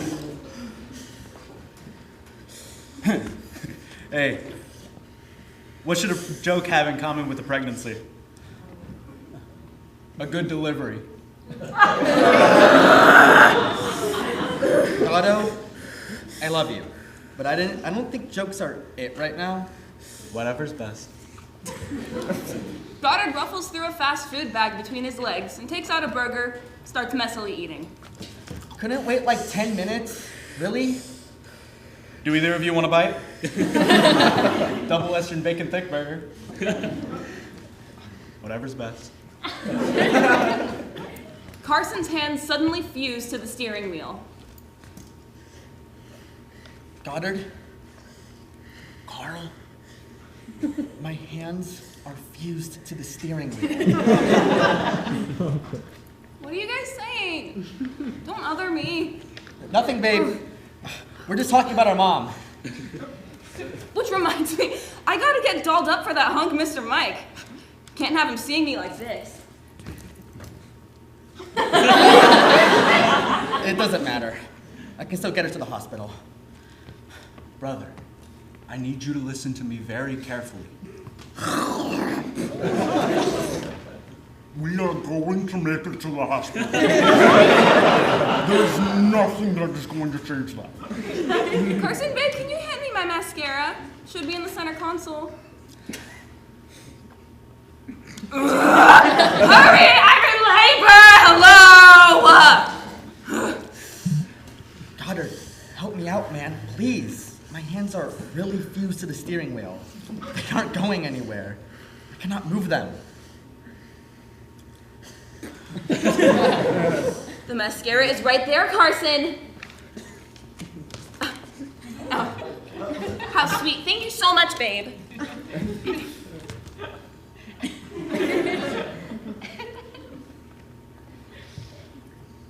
Go ahead and feel my tummy, hun. He's kicking up a goddamn storm in there.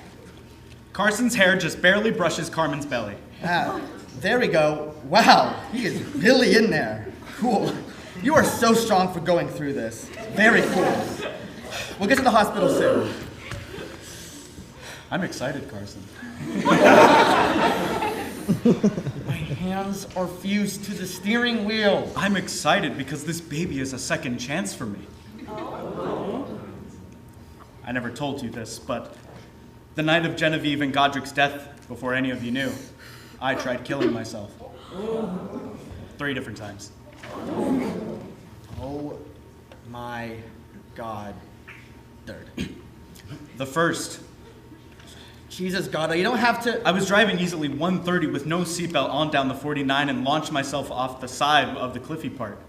The guardrail stood no chance at that speed.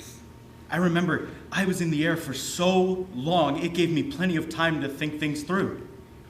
I decided I still wanted to kill myself. I crawled from the explosive inferno on fire, spitting what felt like gallons of blood from my body, and my bones sticking out of my body. The second attempt, I went to my mom's and perused her large assortment of pills, gathering each one of them, which was so many, it was hard for me to keep them all from spilling out of my cupped hands. I put them all in a Ziploc bag and brought them back to my place because I didn't want to use Mom's blender and wake her up. I blended them at my place using milk as thickener, chugged the whole thing. Tasted surprisingly good. The ensuing hours were hell. Projectile vomiting blood nonstop. blood coming out of my eyes, ears, butt, pee hole, all the holes. In an attempt to make all this horrible, awful, awful pain was my third attempt at suicide. I retrieved Dad's old 12-gauge shotgun, which he gave me, and went into my bathtub. Made sure a shell was in the chamber, placed the barrel in my mouth, and pulled the trigger. I heard the loud bang, which didn't make sense to me. I got up and looked at myself in the bathroom mirror, and yeah, the entire back of my head was blown out. I opened my mouth and could see the wall behind me, which was caked in my blood and brain. That was what convinced me to believe in fate. I wasn't meant to die with Hannah and Godric that night. And I now know why. It's that baby that's about to be born behind us. So that's why you wore that hat for a couple of days, while your head healed.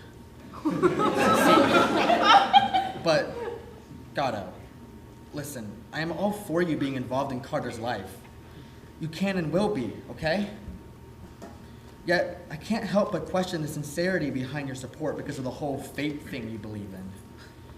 It's as if you have no input in your actions, like a puppet being controlled by some entity above. I know our relationship is different, and that you help me because you always have and always will. Is that the same case for Carter? Absolutely. How do you know that? You haven't helped him yet, so that eliminates the always have logic. And what exactly is telling you the always will part? I don't know the mysterious ways of fate. I just believe in it. I don't know how it works. That's not good enough for me. Ugh, that's what I'm saying, Carson. You're spoiled. Why can't you just accept your brother's support for fuck's sake? I do. Or, no, I'm willing to. And that's not because I'm hesitant to accept his financial support. It totally is. Admit it. Okay, maybe part of it is that. I'm going to get promoted one day. We make enough. I'm making nearly double what Mom made, Gato, when she was raising us, and we turned out just fine. I know finances are a soft spot for you, brother, but $8,000 a year doubled isn't exactly Bezos. That new position is just around the corner. Carson is just around the corner. Brother, you've been saying that for the past 2 years. Holy shit! Okay, you guys. Whoops, you caught me. My bad for wanting to be independent and not leech off my rich brother. What an idiot I am. Brother, I'll say it again. I will always support you. Are you hearing that, Carson? Hearing what your brother's saying, Carson? How is that such a bad thing? Of course you don't see what's wrong with that, Carmen. You've only ever had one job in your entire life, leeching off your boyfriends throughout the years. Paint them with your body. Yeah, and what does that make you? The one man who always accepts the local whore when she comes crawling back to him after the last guy got bored of her?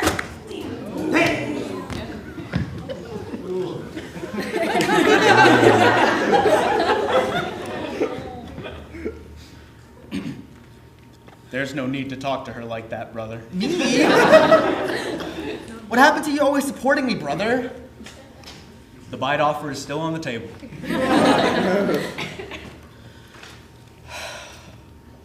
We'll be there in just a few minutes. I'm sorry, Carmen. I hope you don't feel like I'd ever think of you as a whore. You mean so much to me. And, Gato, I suppose I can have that bite. The car remains silent. The car grows wider. The car's width is now wider than 2 lanes. Everything is quite all right, brother. Do not worry. We are going to arrive at the hospital. There is nothing that is going to change that.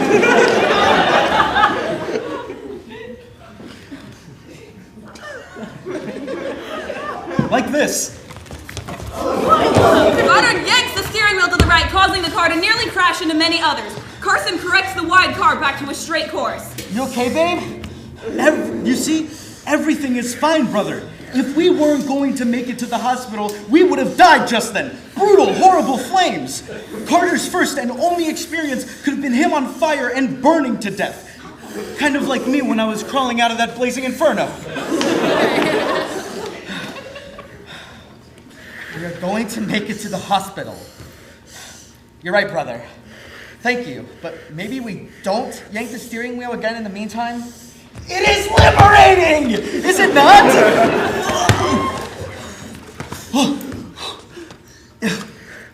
we are, totally fine. Not a scratch on us or nothing. In life, I can yank on the steering wheel because, and that is cathartic. It opens the door to fun, enjoyment. Just when I was about to have enjoyment in my life with Genevieve and our boy Godric, it was taken from me. Now this door to fun is open, and I'll have a child to care for.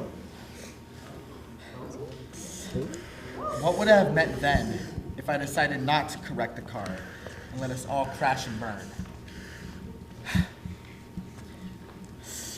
You still don't get it, do you?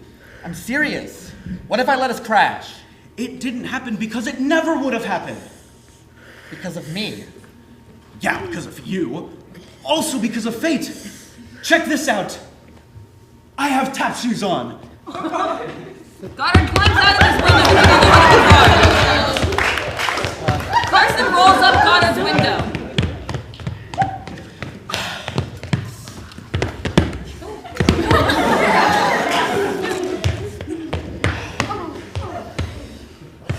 Carmen, can you hear me?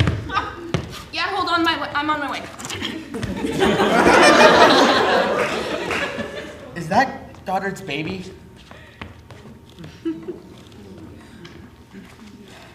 It's Goddard's, isn't it? Carson! I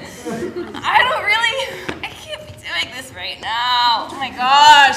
Oh. Of course it's not Goddard's. This is hurting. I love you, baby, so much. Oh. I know you've been through a lot, but you know I love you, and Goddard's ugly anyway. He looks nothing like you, and I love you. That's why Goddard has been coming to our apartment every day for the past couple of weeks. That's why he's here with us today. He just wanted to be here for us. For you! Because he's a good fucking brother, Carson! Good fucking brother? Yet another clue! He didn't want to miss Carter's birthday. Carson veers the car into oncoming traffic, rolls down his window and sticks his head out.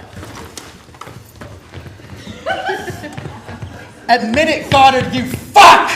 An oncoming semi-truck approaches, blaring its horn. Admit that it's yours! God damn it, brother! You fucked Carmen! And you fucked the enjoyment out of my last bite! Fate challenges our relationship in mysterious ways. Just before the semi-truck crashes into them, Carson veers off to the back to the outgoing lane, sending Goddard flying off of the hood. Oh! Oh! Oh!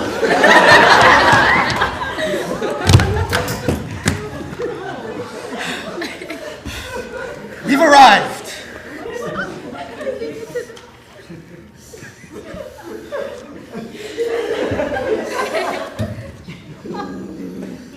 Carson screams and rips his wrist from the steering wheel. His hands remain on the steering wheel.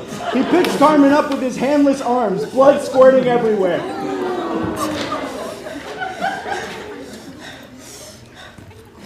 Wait, where's Goddard? Fate dealt him heavy hands. In the hospital, Carmen is on the delivery table pushing. Carson attempting to hold her hand with his bloody stumps. I'm so sorry I ever doubted you, Carmen. I know you think Goddard was ugly, and that you would never. Carson wipes some of Carmen's hair off of her face with his bloody stump, wiping blood across her face and eyes. Money won't be an issue. I'll do whatever it takes to make sure Carter has everything he needs and wants. When Carter emerges, he has the exact same face as Goddard. Long hair, beard, and all. Hello, brother.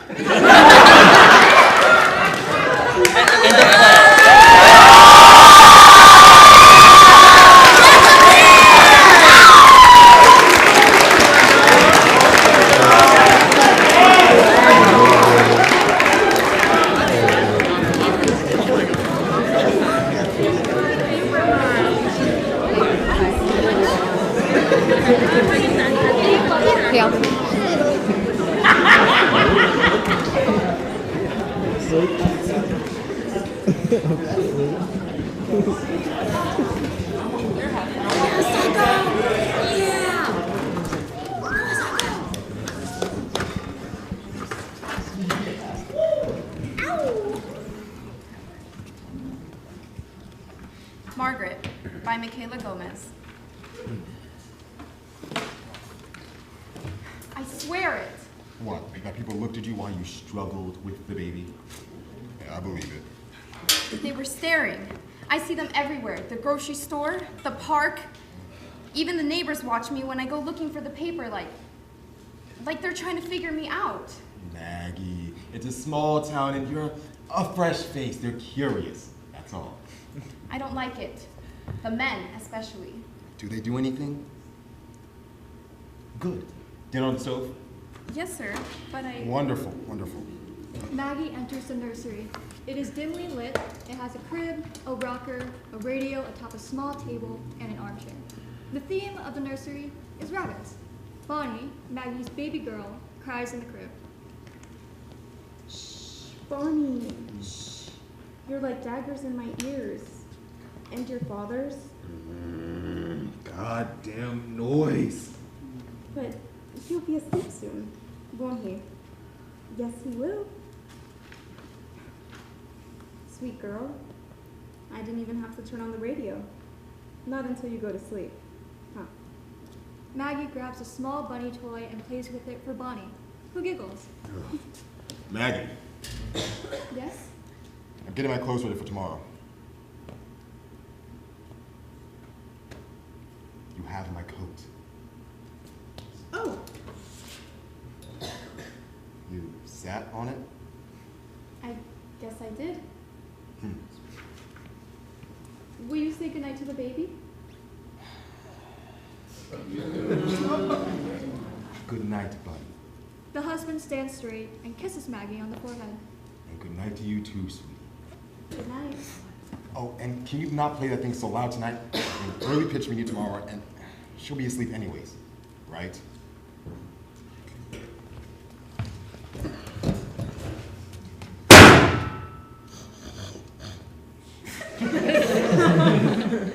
Clumsy. It's a nasty trait. But not you, hopefully. They don't make nasty people out here, and you'll be from out here.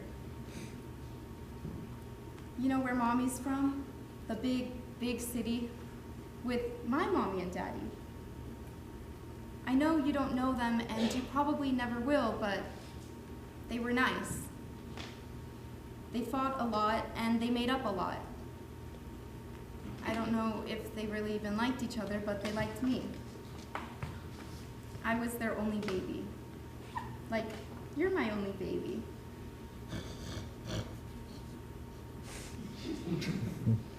When I was a baby in the city, I liked to sing and dance. When I went to school, I liked history and I liked to write stories. I was on track for a scholarship for a nice big college in the city. They had the biggest library I'd ever seen. That's where I met Daddy, in that library. He was older by a bit more than what he told me at first, but I thought he was just the prettiest boy I'd ever seen. Man, though, I guess. He wasn't very smart, now that I think about it. Maybe it was all the big bookcases around him, but I didn't notice that much at the time. He told me all this stuff, though, about how college was a scam and he was going to drop out and figure the whole world out for himself. A whole lot about putting a price tag on knowledge. I must have thought it was smart, though, because, or just that he was pretty, because I just said, me too. My mommy didn't like that very much, and neither did my dad, but he seemed more confused than mad. I told your daddy, and he promised me that we could live in peace together far, far away. I was already pregnant with you, and I was so scared. I wish I had left a note or something. I'd be sad if you just up and left. I'd go looking for you everywhere if I only have 15 years with you. Oh.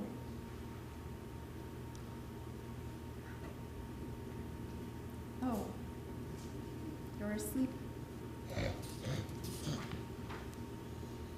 Maggie walks to the radio, turning it on.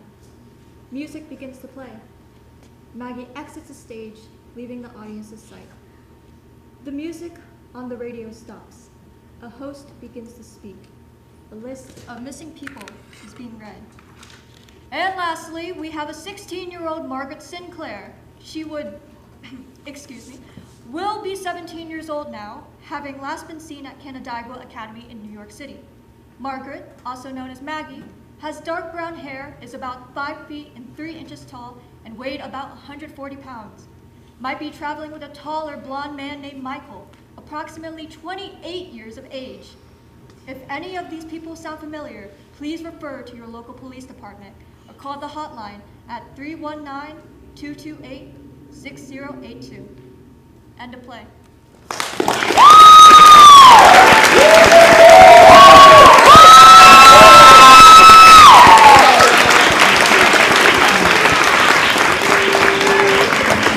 Hi, everybody. Let's give one more round of applause for our PlayWorks 9A company.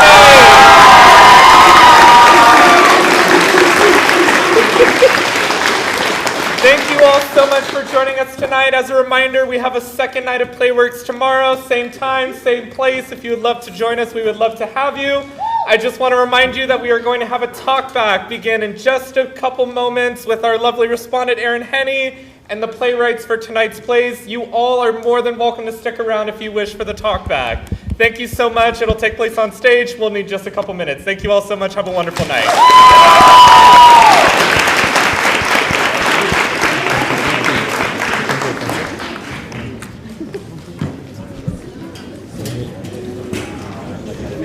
It's like this. I've been really slacking with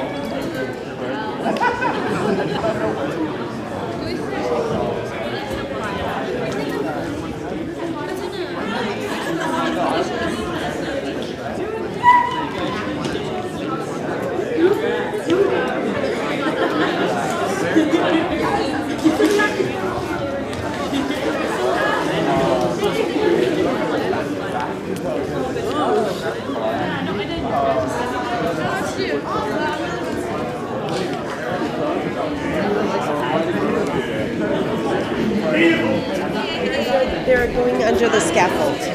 Oh, someone going under? I wasn't good enough to go under. No, Johnny's pulling things out. Oh, good. I just felt something slide off my lap. And it didn't even occur to me. So it's literally got to be right about. Yeah. I think you see they have the light. Sorry.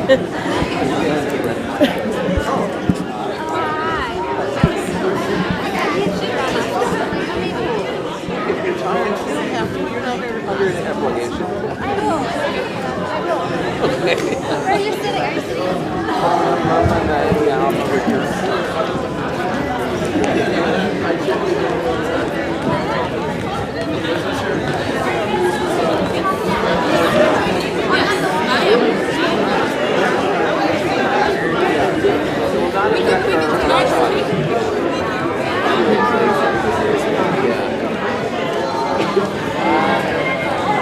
Alyssa!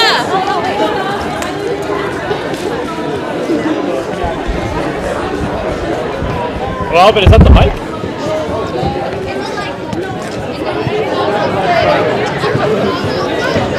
I did not know it was that low key.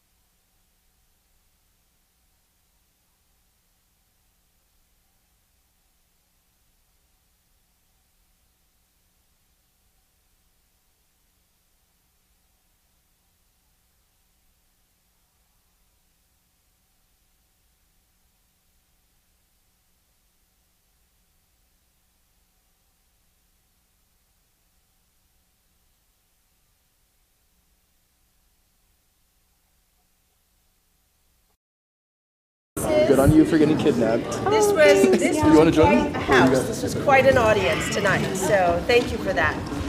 And we're just about to start the response. I'm going to introduce our responder, but I wanted to congratulate the directors and the actors for really bringing these plays to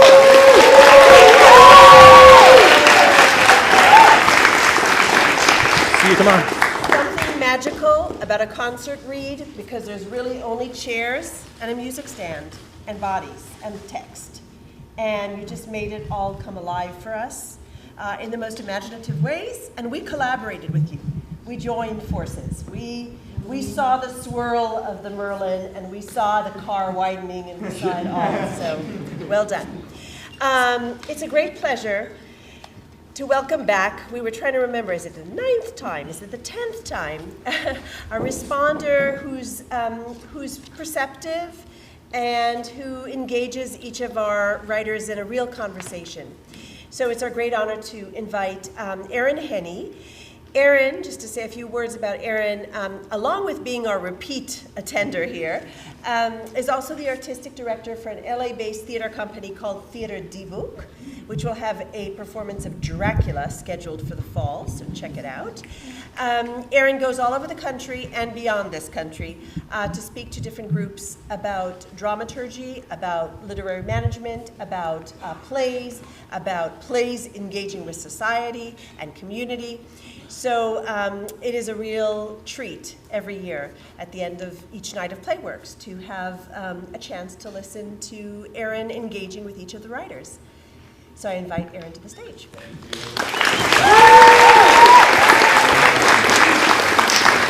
Hi everyone, it's good to see you. For those who have been, I recognize some faces, it's good to be back with you. For those who are new to this, I'll kind of tell you how this will work, and thank you for the lovely introduction and for having me back. Basically, with each writer, there'll be about 5 or 6 minutes that I take with each writer, where we just engage in a very brief discussion. And so we fool you, we call it a talkback. It means I'm talking back, and you're here. So bear with me. And also the writer is sharing, of course. And the idea here is that, as a longtime playwright myself, I can tell you the idea behind play readings is that they are both a culmination and they're just a step. They are not an ending, they are a step along the way of play development. So that is why you will hear me giving some immediate feedback, right? This is about helping the writer continue to think about the work and have it grow. So that's what we get to be here with, and you might hear some things that make you think of your own creative processes as well. So thank you so much. I'm going to ask each writer to come up as we go and sit with me. Most of you know that's going to happen. If you didn't, enjoy. And if I mispronounce your name, I apologize, and please do correct me. So first, Martinis and Sashimi, Alyssa Miyasato.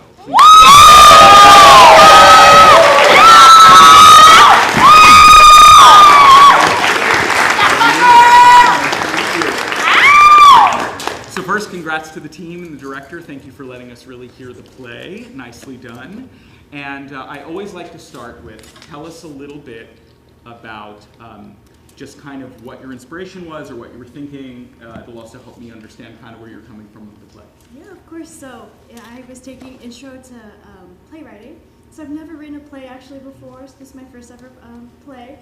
And because it's a 10-minute play, 10-minute plays are so condensed and they're so short that I was thinking, like, how can I keep like a lighthearted play within like 10 minutes? And I wanted it to be very relatable. You know, and I think majority of us here have been on like an awkward first date.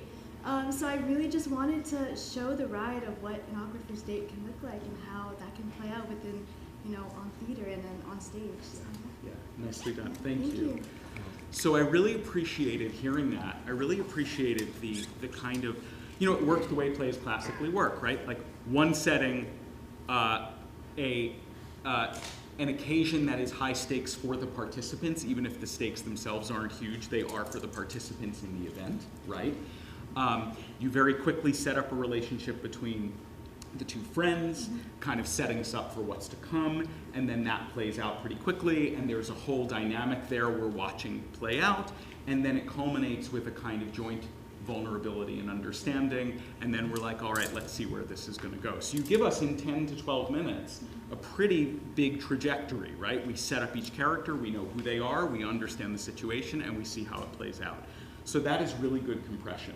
And I mean, part of the thing about good theater is that it's compressed, right? Is that things that may take a span of time in life, we kind of pack it in. So nicely done. Thank you. Yeah. I'm going to ask a question or two. I'm curious, tell me a little bit about, if I were to say to you, like, what do you want us to feel about these characters? I'm thinking especially about the two we start out with. Like, talk to me about that dynamic a little bit. About the two best friends? Yeah. So, personally, I wrote with Mari and Lynn based off my personal best friends, kind of just mixed into one. And being how supportive they are, I just kind of wanted their inner voice to be like, you know, they're very supportive. And I wanted Mari to be I wanted her to be self-insecure so we can show how important friendships are in our life and how important the people that we love and the support can be empowered for us. And just the power of just being ourselves. Because I feel like it's a very complicated thing these days. But yeah, just for the Mari and Lynn characters, I just based Lynn's character more off of Mashable, my best friends, and I thought in the moment, like, if I were on this date and I was, you know, doing what Mari's doing, what would my best friend say right now? And that's kind of my thought process for Lynn's character. Right, good. So hearing that, so here are just a couple kind of things to consider as you continue to work on playwriting and such. There's a saying in playwriting to enter as late as possible. It's kind of an old principle in playwriting that you enter as late as you possibly can to a scene. So something I'd consider is if you were to go into a rewrite, as much as I just sort of complimented the trajectory, I'm going to give you an alternative approach, which is what happens if we learn all that and we're in the midst of the date already? And the reason I propose that is I'm not suggesting you should write this play. Whenever people give me notes and feedback that they're telling me how to write a play, I always go, thank you should write that play. So don't misunderstand me. What I'm trying to point out is that if we can ratchet up the tension more quickly and ratchet up the complications more quickly, everything you want us to see, we're still going to see, but it's going to happen in conflict rather than in a kind of ease.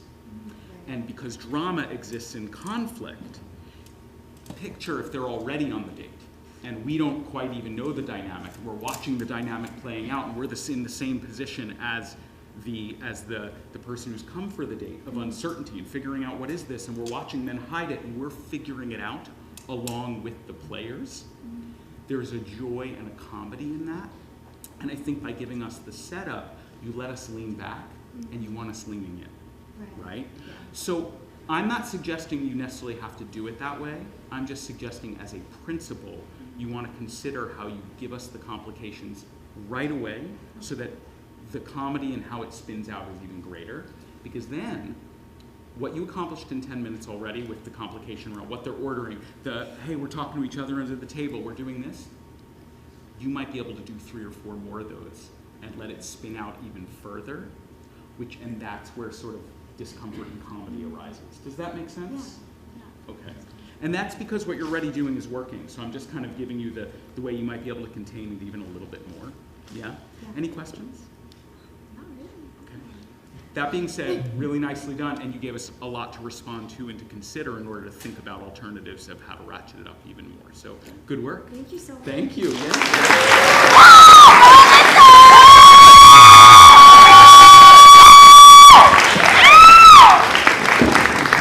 I also want to say, and I say this every year, thank you to the writers for being willing to do this, because it's like, here's the first play I've written, welcome. Now somebody's immediately going to be giving me feedback in front of 50 people. So, so thank you for your generosity. So, The Great Debate, Abby Walters.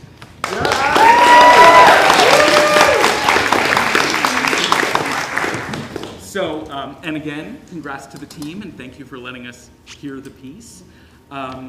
Abby, tell us a little bit what you were thinking, where it started. So this started because I was forced to write a 10-minute play. I've been there. Yeah. But But it really started because I've been looking around at the current climate, and I don't want to make anyone uncomfortable, so I won't get too political. But I've been looking around, and I've been concerned deeply with the way that we discount people so immediately because of a one-off thing that they say about politics. But it's not just politics. It's with fandoms. It's with religions. It's with anything nowadays, and it worries me because I truly believe our problems aren't found on the extremes. They're found in the middle. And that's what this play was about, is I think that Abigail and Jefferson are the American people in many ways. Thanks. I really appreciated that. One is we pretty quickly kind of understand the scenario, and we're able to kind of go along the ride of, oh, I see, you're kind of giving us a picture of these people who are kind of placeholders for ones that are on opposite sides of a debate. And yet we're watching them just interact as children, right? Having the normal children conflicts, having the normal children joy, the sort of, oh, actually my mother wouldn't be okay with that, right? Like, and the fact that it's actually coming from above, that they should be distant when their natural instinct is to find a way to connect, right? And that there are other forces that are coming in at play. So I thought that was really well done. I also thought it was your observations of children's communication. There was a lot of kind of laughter of recognition, and I think that speaks to something about observing well the kind of plain, no filter. I'm just going to say what I'm feeling. I don't need to hide anything, which we find refreshing and funny, right? So I thought that was really well done. Thank you. So I think that if I were to talk to me about what you think. I'm going to ask one of these really playwrighty questions. What's the central action of the play? Like, what I mean by that is, what are they doing? If I were to say to you, what's happening between these two people? What activity are they engaging in? What are they doing? And you don't have to have a good answer. You can just kind of whatever comes to you. Just spitball it. I really think they're searching for connection. I think they're searching for connection, and they found it in just this little kid, which we all are. But yeah, I would say searching for connection. Okay. Hearing that, okay. So I wondered, I'm going back to my note I just gave to the last writer. I had a question about where the play starts. Because you plop us in to a sequence of these two children sitting there. And it's pretty far into the play where I think one of them says, do you want to play? Right? Is that like halfway through? I don't even know. Yeah? I think so. And I just, my question was people's tendencies or the ways in which they navigate power, which is partly what you're dealing with, often shows up in game. And you set us up with children. And I wondered if all the dynamics and all the things you were doing might be heightened if they were already engaging in play in a more overt way. Because then they also have the complication of how do we do all this while also trying to win a game, right? Yeah. And it also gives the actors an action to play rather than a kind of feeling. And that's not a criticism, that's just an observation, right? So I wondered that, if it would give them more, when I asked you what's the central action, I appreciated you answered it in a thematic way, and I also literally meant, like, what's the central action, right? What are they doing? Yeah. Right? Or you go the other way, which is why I'm not being prescriptive. I'm giving sort of alternatives, which is that, do you want to play is where they end rather than where they begin, right? That because part of your messaging is about how do we share space? How do we navigate this space? Watching two figures in their innocence try to navigate a space and ending with, shall we just play, right? Also has a messaging. And so I think there's a lot of beats in the piece, and in a 10-minute piece you sometimes have to strip out beats so that you can kind of get to the heart of the action matter, which then allows all the emotional landscape to play out, right? So again, I'm going to say what I said to the last writer. There's a lot working, which is why I was asking those questions about structure, because I was like, oh, how could we ratchet this up? Ratchet the messaging up, ratchet the action between them up. Does that make sense? Yeah, thoughts, questions? I know, I love that. That's so interesting. I'm pondering it because so part of the idea was this like sort of one-off interaction between these kids, and I like sort of that we see it from beginning to end. There was something really like complete to me about we see the beginning and the end and how much that changes when this thing that is bigger than them, this divisiveness between their parents, separates them, and how much of a difference that is. And I'm wondering if I would lose that if I started the play later in this interaction, or if I started them playing together sooner. Right. What I would offer is, I don't know, right? Any good dramaturg will tell you, like, I don't know. You know. But I have experienced enough to say that often in a 10-minute play, a very contained action actually ups our viewing the trajectory. It actually makes it clearer because it gives them something to play directly that this whole emotional arc is happening over, right? So that's just something to consider. It's also part of our job as writers is to experiment. You might do that and go, I was right, he was wrong. And then, but I would encourage you to experiment with what happens if you strip down to the action and find out if you can still keep the trajectory you're looking for. Okay. Yeah? Thank you. Cool, my pleasure. Thank you so much.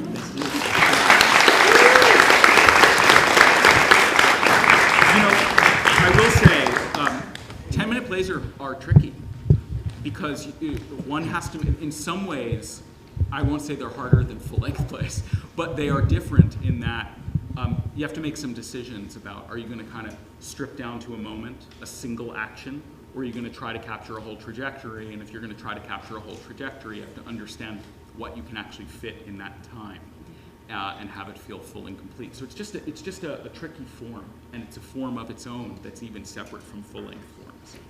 So, great. A Game of Trust by Leonard Laninovich. Am I saying that correctly? Hi, Leonard. Hi. How you doing? Yeah, this is totally. Yeah, this is very nerve-wracking here. Take a breath. Yeah, again, this is the first thing I've ever done here.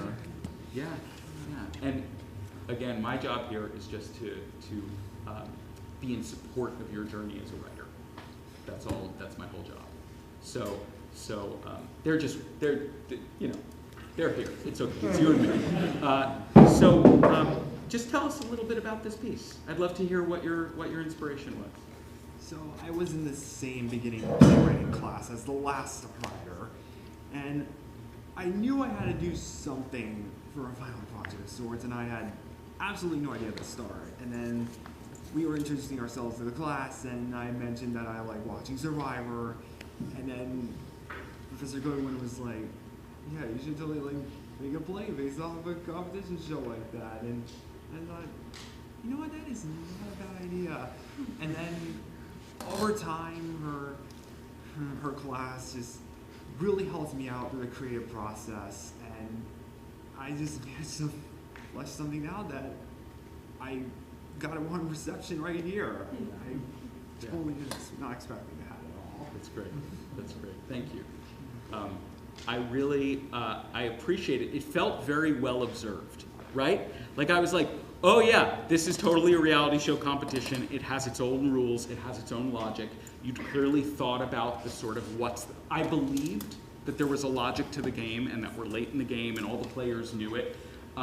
It felt both familiar and of its own, right? Where I was like, oh, this reminds me of Survivor. This reminds me of this, but it seems to have all its own rules and its own understanding. It's sort of Survivor meets the house. Big Brother. Big Brother, thank you. And the house show. And so I appreciated that you developed a vocabulary of your own, but that vocabulary was clearly in dialogue with vocabularies that exist and we are familiar with. So that felt really well observed. If I were to ask you is there anything you were wanting to say about the reality, those competitions, or those personalities? What might that be? Was there anything you were wanting to say, or were you just wanting to observe it? I really just want to put like a couple examples of the types of people you would see out there. Like you were just being an average viewer at home on a Wednesday night, turning on a primetime cable channel, or just binging something on Paramount Plus or whatever. Just really give you a glimpse of what everyone can probably expect in shows like this. Yeah. So as I said, I thought you gave us that really clearly. So something I would consider if you were to do this again or do a next version is I would think about, is there something you're wanting us to see about it that we might not see just by watching the show? In other words, do you have a feeling about those characters that you want us to kind of go, oh, that's a problematic thing? Or are you wanting to parody it, kind of help us see that it says something about who we are that we're maybe not recognizing? So I think my one note to consider is a first step is often observing something and copying it, giving us a version of it so that we can go, oh, I recognize it. A next step to consider is asking, like, what might I want to say about this? What might I want to reveal that the audience might not just know by watching it? And maybe even making it bigger, more extreme than what even happens on TV, which is hard these days, so that we can see it more. Does that make sense? Yeah? Okay. Any questions? Yeah, no, I think you got this nailed down perfectly. Yeah. Okay. Good work. Thank you.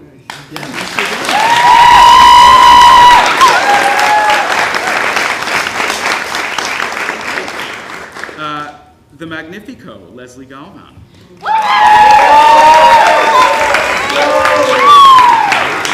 to see you again. And also I want to say, because I think it's important to say for everybody, I didn't say for the last play, nicely done to the team again.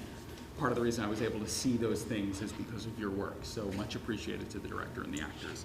And same thing for this piece. You gave us the whole picture. We understood with all the flying, all the things happening, that you actually, the team allowed us to kind of get the message and to understand what we'd be experiencing on stage. So good work. So tell us a little bit.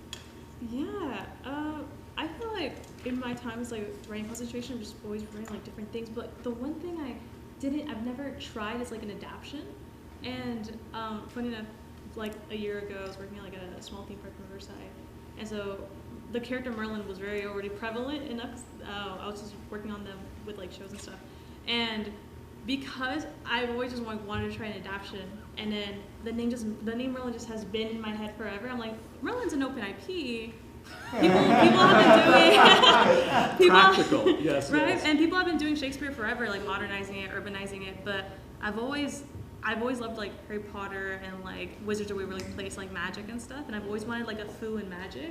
Okay. And if you are Latino, you know what a foo is. And so like I think just adding a touch of like almost like what would a kid want to see on TV that looks like them in an adaptation that isn't like Shakespeare but another IP that's also well known. And so in my head, I was going to pitch it, but I was pretty busy over the summer last year, and I always wanted to do like, what if we had like Merlin talk to like a puppet dragon or something? What's in the confines of like theme park entertainment that we can do? And that's kind of like the idea that I've always had in the back of my head. And then in class writing it that's where it came from, was like I wanted that version in a 10-minute piece. And luckily it looked really good in mind. And then imagine it with puppetry. I think it was so cool to do. Yeah. Nice. Thank you. Yeah. I appreciate you sharing that, because what I was thinking when I was watching it was that there's this magic place that happens. There's this magic place that happens with what makes theater different from film, which is that how are we in a single setting creating magic, but without traveling other places, without having all the things around us? And I understood that what you were trying to do was give us the theater version of that kind of immersive experience of puppetry, light, the way people are looking to the left or the right. We get the communication, right? And all the things that go with that. So I appreciated your understanding of like single setting. It all happens in one place, but there can be a lot of stage magic to make it so. And it sounds like that's some of what you were interested in playing with. And I also saw you really playing with this dialogue between the kind of classical and heightened, the magic stuff, and the very modern vernacular, right? The way people kind of tossed off casualness of modern speech that makes it comic and relatable, right? So I appreciated that you were kind of up to all those things. So I have a question or two as I think structurally. Tell me about the central relationship between Citrine, right, and Merlin. Yeah, I've always thought of them as like definitely buddy-buddy, but more so like initially the context would be that they were like childhood friends. Citrine has more experience, but because she's always wanted to see, like, because Merlin has always had this potential because he does magic without a wand. So he's the all-powerful. So it's still like the Merlin that we all kind of like know, like all-powerful, but there's like a younger version of him, very rugged, very like casual, very like flirty even, you know? And I think Citrine is like the nice foil of that, where it's like, she's more kind of like by the book, more like, well, I have all this experience, like I'm trying to bring you up, you're like messing around. Now the dragon is like hatched prematurely, like what is happening? And I think in theory, had this play maybe reworked or something, like I would definitely want to add that relationship, but I know for sure, not starting out as lovers, I did, when it was getting workshopped, they thought that like the Citrine would be way older. And I was like, no, like she's not like, well, like they're friends for sure, but I think she just takes the approach more like formally, whereas Merlin's like, it's not that deep, but to her it's really that deep. So hearing that, something I would consider is asking questions of status. And what I mean is that there's sort of classical things in play development if we think about who has high status in a scene and who has low status, and that can change over the course of the scene. Who has the power, who doesn't. I found myself wondering that in the scene and craving it a little bit, because I think it would have added more dramatic tension between them, right? And I think, if I am reading between the lines, it strikes me that the scene kind of begins with Citrine in high status, and then it kind of flips and navigates elsewhere in the scene. And I think something to look at if you're going to develop that relationship is letting that be clearer. Who has the power? Who has the desire for the other? Who, right? Because that's partly where status comes. If I'm the wanted one, I have high status, right? And so letting that be navigated more clearly, I think will give more comedy and more tension throughout. So that's something to consider. And the reason I use that term status is it's something very playable. You can go moment to moment, who's the one with higher status in this moment, right? Two, you did what I sometimes see in 10-minute plays, which is great, and I'm going to encourage you to think about stretching, which is Merlin goes on like a giant emotional journey in 10 minutes, right? From like, oh, look what I can do, to like, I'm going to conquer the world, to, oh, I'll let it go, right? Like it's but I'm pointing out that it felt to me like a template for a longer trajectory. Like, what I mean is you made the decision, and I said compression's important dramaturgically, but the other way too, you have to know like, oh, it felt to me like this is like a half-hour journey for that character, emotionally. I'm not talking about the physical, what happens, but I mean going from finding new power or navigating power to being tempted, to giving into that temptation, to overcoming that temptation, right? Like, am I capturing sort of some of the things that happen? Yeah, I think that's a note I've been told for sure about the piece. Okay, yeah. Okay. And so what I would encourage you to do is go, I'm curious what happens if this emotional beat of being tempted and giving into temptation, what if that's a 10-minute play? And let me find out what that does. I'm not saying that's the play you'll end up with, but it may help you to go, let me see what's really there. What is it to have to navigate the dark side and this side and right? And find out how deep it can go, and then you can strip it away, but you've figured out all the beats of the journey, and then they can be richer. Does that make sense? No, that makes a lot of sense. Okay. Yeah. Any questions? Yeah, you gave me like a light bulb for something of like, if I were to like revise, let's say the version I have right now, Merlin being scared of what he does, because I think he gives into it pretty easily too, like looking back at it, and perhaps taking it from like a different alternative approach. If it were to be like Merlin seeing it and he's like, yeah, how, because he already curses in the play, so it's for him to be like, wait, I played too much with it, instead of like allowing it to get that far, and Citrine was like in danger at one point. I think just like his one choice automatically affects like the last 5 pages? Like, would that be a route to Yeah, take, maybe? I think it is worth experimenting with because I think you'll kind of find out how that plays out. So Yeah. absolutely. Yeah. Yeah. Yeah. Good. Good work. Thank you.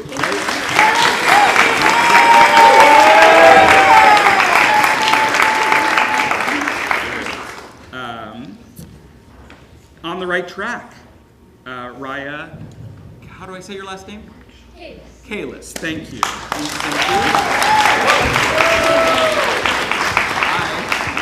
Nice to meet you. And congrats to the team, the director and the actors. Thank you for allowing us to experience the play. I'm predictable. Tell me a little bit about what you were thinking, your inspiration, however you want to frame it. Well, I had no idea what I was going to do. Like many of my other playwrights, we were in the same class. I was going through this really big, just my mental block. I was not writing anything. I couldn't think of anything to write, and this was just an idea that popped in my head, and I rolled with it. That's what I do. I roll with everything I've got, and it started out as Eliza's story, and in revision, I was like, this is not her story. This is the boys' story. This is about them and how they operate and what's this random moment in their life that could change things for the future. Yeah. So yeah. Yeah. Thanks. So it's so interesting to hear. We'll get into that in a minute, but about the whose story and where you landed with that. But I appreciated that this is like a classic setup for a piece, right? You have 2 people involved in an activity, a third enters, kind of disrupts that activity, and then they have to deal with the complication of that person. And there's interest there, there's playfulness, there's also wariness because of kind of having to navigate those power dynamics and different desires on the parts of the different players. So I thought what you gave us was a very clear kind of classic dramatic setup of somebody entering an unknown situation and everyone having to deal with it, and there being both interest and threat, and how do we deal with that? So I appreciated the clarity of that. Talk to me a little bit about, I'd love to hear from you about kind of the reality of the situation of the 2 figures we start with. So they're going back to Maine. Mm-hmm. They're gun runners. Yeah. Okay. Yeah. So just talk to me. I just want to hear you talk about it for a minute, because I have some thoughts, but I want to hear kind of what you were considering with that. Well, I just wanted something a little bit outlandish. I didn't want it to be so serious. I kind of wanted it to be a little playful. Like, they're gun smugglers. What are they doing on a train? Like, this is not how they normally operate in real life, but this is the real life for them. They just do what Dylan tells them to do, and they run with it. Is this situation of them doing, you just said, they just do what Dylan tells them to do. How much of this is new to them, and how much of this just like, we've been doing this for a while now, and this is what we do? That's all what they do. The only new thing is Eliza. Mm-hmm. Other than Warren's normal antics, because he's the wild guy. He likes to have fun, but that's all new to them. Eliza is the new factor. And what do you think, tell me about Eliza just a little bit. Where's Eliza coming from? What's Eliza want? She just wants to get away. She wants to do something new. She wants to be away from the life that she had lived before. She doesn't want anything to do with it. She wants to just live and do what she wants. Yeah. Great. So I think the thing I would consider as you continue to work on this or other work, right, is that in order for a play to often have its greatest impact, we have to really deal with the givens. When I say the givens, what I mean is what is actually happening with the characters, and that's often where drama and comedy comes from. What you've set up for me is one person trying to escape something and coming into a new, potentially dangerous situation, meeting 2 strangers on a train. You've got 2 people who are in a fraught situation, running guns, things they have to hide. And right away, there's a lot of ease. Mm-hmm. And I would encourage you to consider what it is if you actually deal with the danger. Because that's also where the comedy is going to be. That's also where the bonding is going to be. Right? If there's more of a sense of threat and worry, and they're actually having to navigate that with each other, I think what you will find is that how the relationships develop are going to be richer and more complicated, right? And more complex. Yeah. So, like when the gun reveal happens, and it kind of gets very quickly overcome. Like, well, is that okay? Come with us, it'll be fine. You know, like, oh great, yeah, we'll shoot some guns. You know, and I understand that that can have a sort of comic effect, but you've actually created a world that's fairly realistic. And so I'm watching that going like, oh no, that would be a much bigger deal, and they'd have to navigate it, and that's actually where drama lives. So I would encourage you, if you were to rewrite this, write the 20-minute version, and find out what happens if they actually have to deal with their fear, their worries, their distrust. If all of that is much more at play and you let it fully play out, and then you can strip away. But that would be my recommendation, so that you kind of up the tension and up that reality you've given us, let it really be there in a bigger way. Yeah? Yeah. Any questions? No. Okay, good work. Thank you.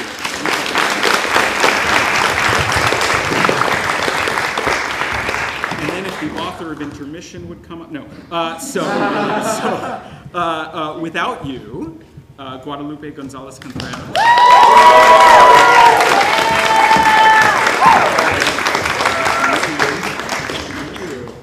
And again, congrats to the team and to everyone for letting us hear the piece.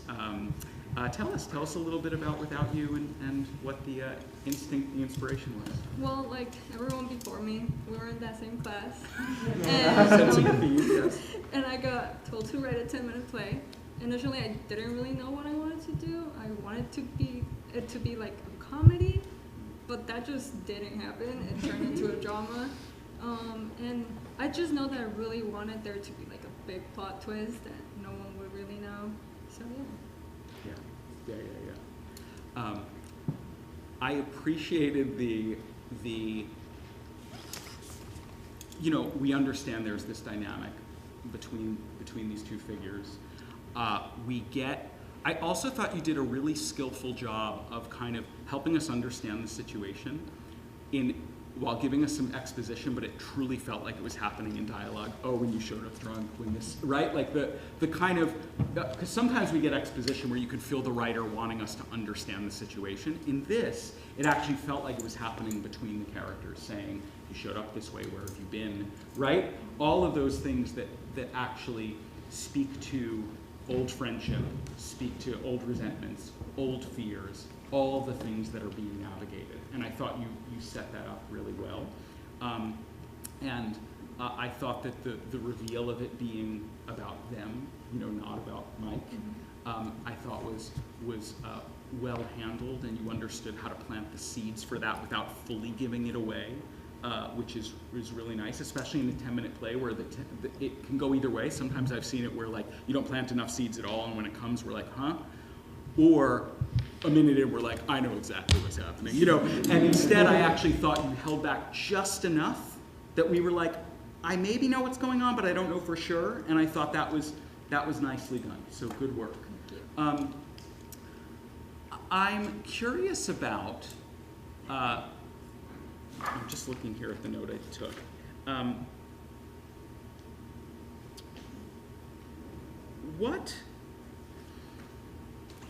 When the forgive me, is it Julie, who is the one who's going to be marrying Mike, right?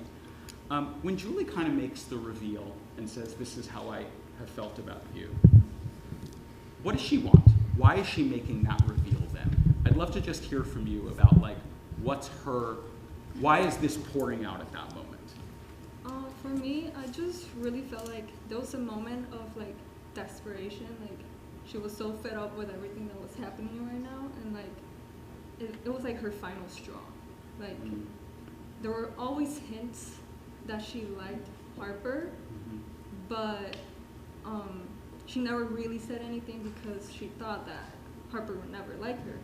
And since Harper came here all jealous and stuff, it was like, I'm tired of this, I'm just gonna say it.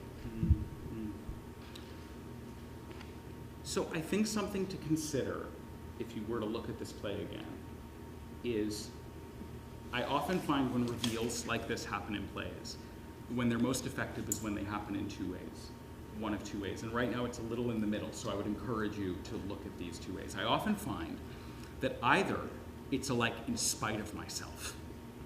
I'm so pressured by the situation that it just comes pouring out and I can't even believe I just said it. It's, oh my goodness, what did I just reveal? That's one version. The other version is a kind of I am so fed up of this, and it sounds like that was closer to your intention, that I just have to say it. I have to let it out. I have to let you know I've been holding it back too long. I can't hold it back anymore. Here it is. Deal with it. I think right now, the version we got in the play is a little soft. It's kind of neither. And I would encourage you to find out what happens if you go to the extreme of why that is coming out. Because I think then it's going to have even more dramatic punch, and it's going to have the characters kind of laid bare in a bigger way. I have one other thought, but do you have any questions about that? No, does that make sense? Yeah, that makes sense. Okay, great. Let's talk about Mike at the end. So I will tell you, I was having such a mixed, I'm being totally transparent here. I was having this totally mixed feeling, because on the one hand I was like, how wonderful, how sweet. I wasn't expecting him to be, right? Like you heard the audience was like, oh, what a great guy. Go Mike, and I think there's, on the one hand, I really appreciated the willingness to not have it be about conflict and drama there, that it's just a kind of sweet ending, in a way, a generous ending. And then I had the other side of me, which it was so easy that for me as an audience member, I was like, oh, you're asking me to believe a lot very quickly in the last moments of the play. And I almost wondered if you would be served better to leave it as a mystery, or to write, again, the 12 or 13-minute version of the play where they have to hash it out a little before it lands there. Because when Mike was like, I got the wedding taken care of, don't go, you go, And I was like, wow, that's really, and I'm only pointing that out because this is what happens in 10-minute plays. We shorthand things. I totally understand why. It's just for me as an audience member, I'm going through a whole whiplash. And so I, in a way, almost get taken out a little because I start to question if I believe it. And you don't want me leaving with that question. Yeah. So either if you leave us with more uncertainty, or you take a little more time to play it out, I think, because if where you want is for us to land there, you can land us there, I think, but it can't happen that quickly. Yeah? Okay. Good work. Thank you. Yeah.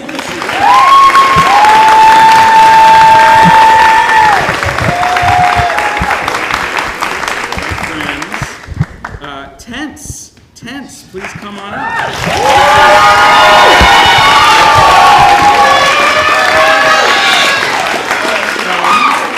Helen James Wilson, correct. And again, congrats to the team, director and actors. Nicely done. So tell us a little bit about this piece and what you were thinking about. I really like awkward situations. I feel like that's pretty obvious from the piece, but I like relationships of proximity. People know each other from, they're coworkers, or they go to school together, or they're on the same soccer team, or they're on different soccer teams who always play against each other. Yeah. What do you do when that context is removed and transposed? How do you continue a relationship when the context is removed? How much can you judge what kind of relationship you have with somebody devoid of the context? So I like stuff like that. Yeah. I like foisting massive situations onto characters that are definitely not emotionally capable of dealing with that, which my target is teenage boys, because there are a lot of former teenage boys here. Teenage boys are not known for their emotional intelligence.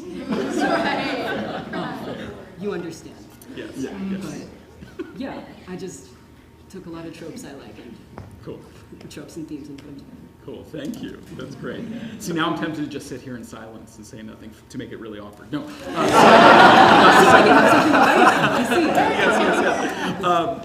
I really appreciate that, and I think that you accomplished a lot of what you set out, what you just shared. You really accomplished, right? You thrust us into this situation that is awkward, where there's a lot of potential landmines, so to speak, right? Somebody who's been in an accident and having to navigate language around that. They don't really know each other. One thinks they know each other better than the other. There's this question of attraction. There's this question of resentments. There's this, I'm suddenly showing up in your home uninvited and you don't know my name, right? Like, so I think you understood what you wanted to accomplish and set up all the things that would help you accomplish that. So I thought that was really smart. And I also thought you gave us, especially the picture of the person who comes in, you really gave us a picture of somebody who's like, I like the description you had at the beginning of like they show up unaware of their own, you know, of the swagger of somebody who's unaware. Or who has something, no idea who has how no, he got this far. and nicely done to the actor, because I really got that. Like the person who, yeah.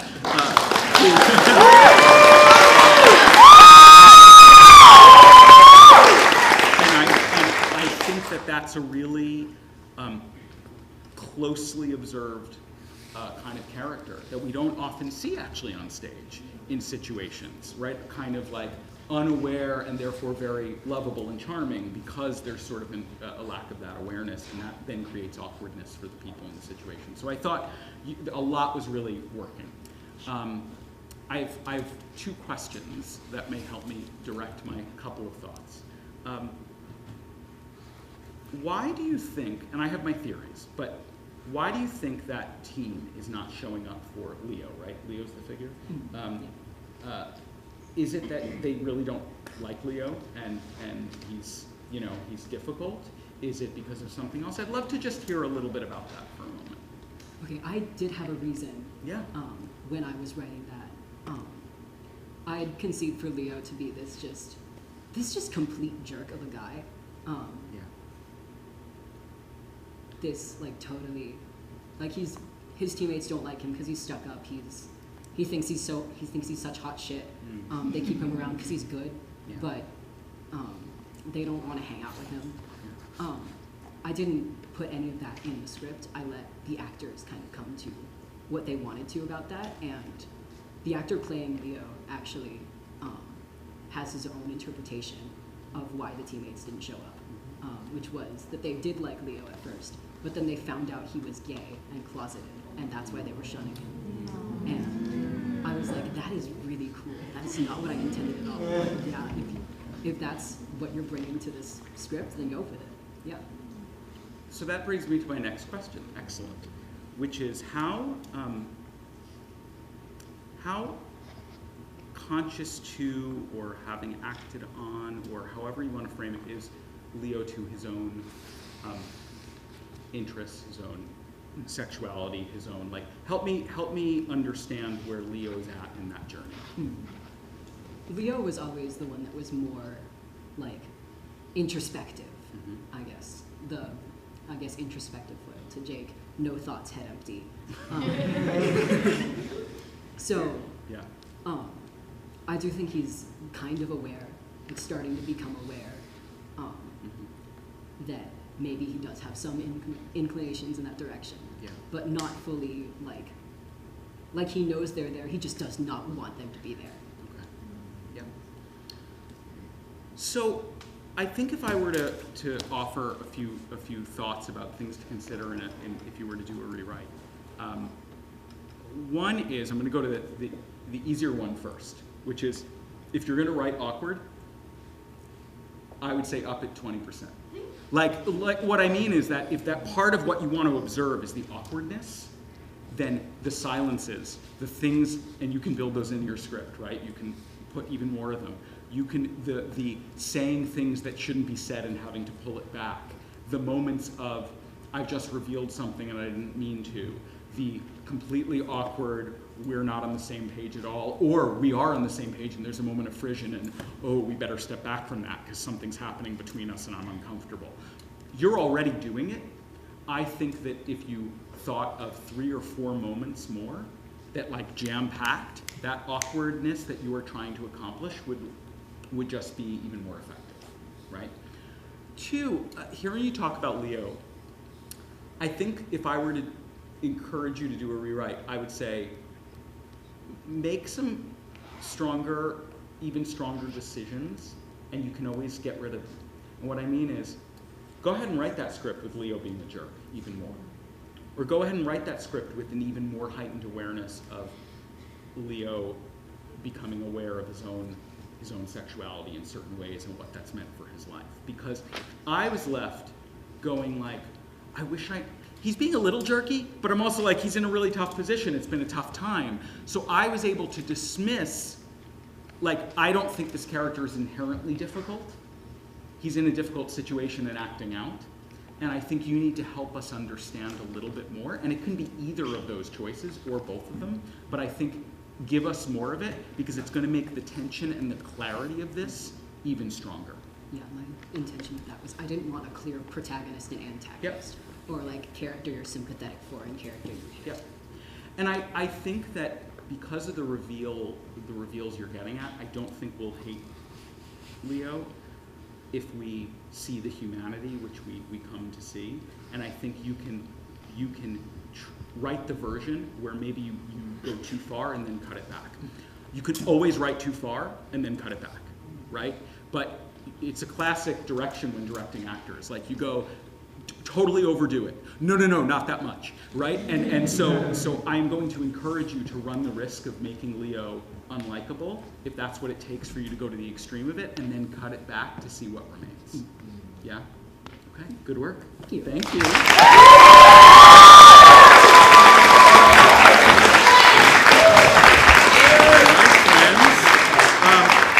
Hands on 10 and 2, Seamus Woods.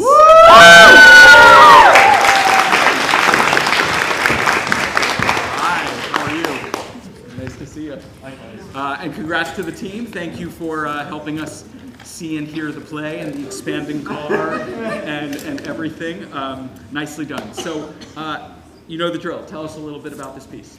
Yeah, so as everyone else, I took a playwriting class, but a little different. I started on the intermediate level, so I had to contact the teacher directly and ask for permission to join. And in that, I'm like, yeah, creative writing is my major, but I primarily focus on fiction. She was good-hearted enough to let me in, and I'm really glad she did because the experience of that class was a lot of fun. Hands on 10 and 2 is my first play that I have written.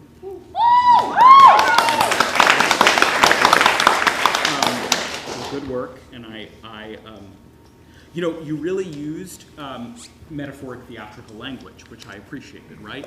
You have an expanding car to kind of get at something about relationship and the way in which time and space bend inside of us, right? That's some of what those theatrical choices do to us. You have a lot of complications in a sequence which then add to tension, right? Somebody's about to have a baby. My hands are stuck. Accident. Somebody's revealing, trying to take their own life. There's the complication of love triangle, things happening. So you really decided to kind of pack it in and live in both a kind of like reality and metaphor simultaneously, right? Which I appreciate. I mean, this is something that theater in particular can be really good at, which is giving us absurdity that we can then understand as carrying emotional meaning, right? So I thought that you did that well, so I really appreciate it. Thank you. I'd love to hear a little bit about, I'm going to ask a kind of open question because it will help me direct what I'm thinking I want to share, which is, talk to me about what you're getting at. And I rarely, I have my theories, and I normally don't ask that, but I actually think it's important because I want to make sure that the notes I'm giving you will be in support of what it is you're wanting to say or explore. So tell us. Free will and determinism. I originally approached this wanting to have fun. Of course, I really love absurdity, but my original approach was to just kind of see how many different things I can stack onto Carson, who's like the free will simple. He was very determined to get Carmen to the hospital, even though he has all these different things piled against him. And then with Goddard, I wanted him to be, the symbol of determinism, and have fun with that. Like, as he mentioned in the play, like, it's liberating. He can do whatever he wants.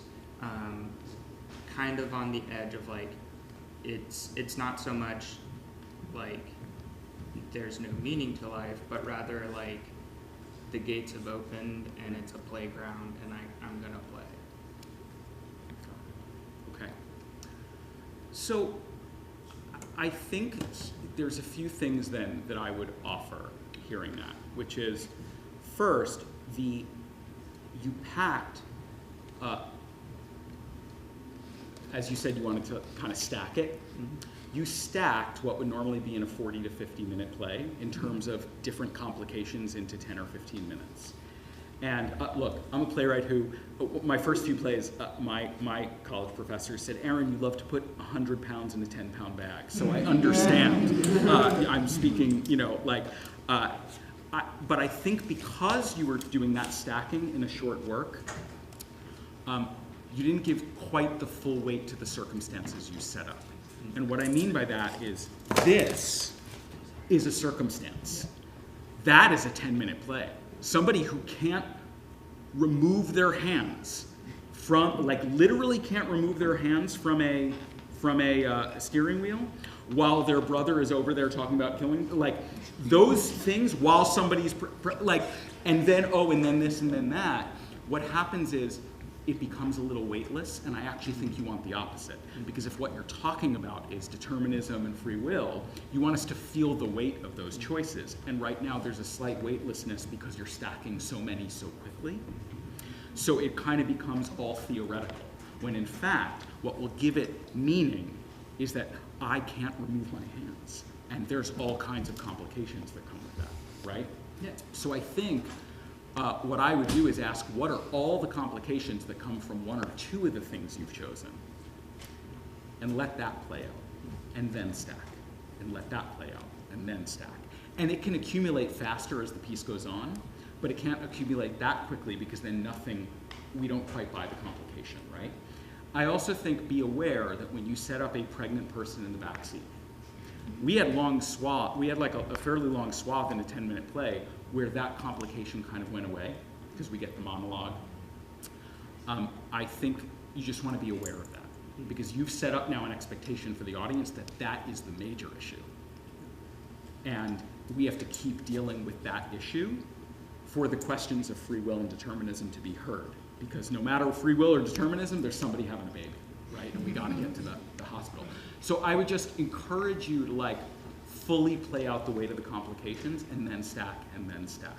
Because I understand that you were sort of attempting to do that, and I understand why. So I don't want to say get rid of them. I want to say slow down so you can give them all their weight and then let it accumulate. Any questions? Questions? No. I would like to say that this was originally a one-act play. Yeah. And with Paige Goodwin's encouragement, she encouraged me to participate in PlayWorks. Yeah. I wouldn't have otherwise without that encouragement. And I'm glad I did. But yeah, so this play was originally 30 pages long. Yeah. And so I had to decide okay, what do I want to keep in? What are the moments that are defining, and this is what I ended up with. So it did take a lot of the kind of I guess time out of it. We weren't able to really ruminate on the situation because there's so many things happening so quick. It's hard to ruminate on any one particular thing. So yeah, I think that's a great. Yeah. Well, and it's interesting. I appreciate you sharing that. Your instinct actually was to sort of deal with one and then add and then add. And I understand that sometimes then we compress, and so now it's about expansion again, right? And what I would say, offer one other thought just as a general principle. There's rumination, that's one version. There's also just what are all the complications of a single complication? What are all the things that can happen because I can't remove my hands, right? And so there are just different ways to continue to deal with it. Good work. Thank you. Thank you. Pleasure.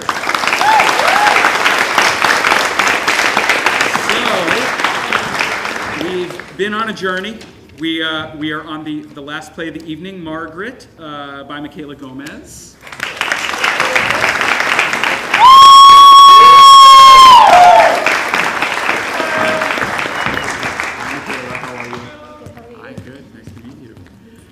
And again, congrats to the team, directors and actors. Thank you so much. So tell us a little bit about this piece and your inspiration, what you're thinking. I had never written a play before. I don't know what class everyone took. But I was reading a lot of plays. I was in play analysis, and I was in a Hamlet seminar with Robin Russell. And this piece sort of, I guess, started as my midterm there, and was also then a creative writing piece, and then it was a short film. But then I don't know, it felt, I guess, perfect right here. Yeah. Thanks. I thought that the sort of singularity of it had a power, right?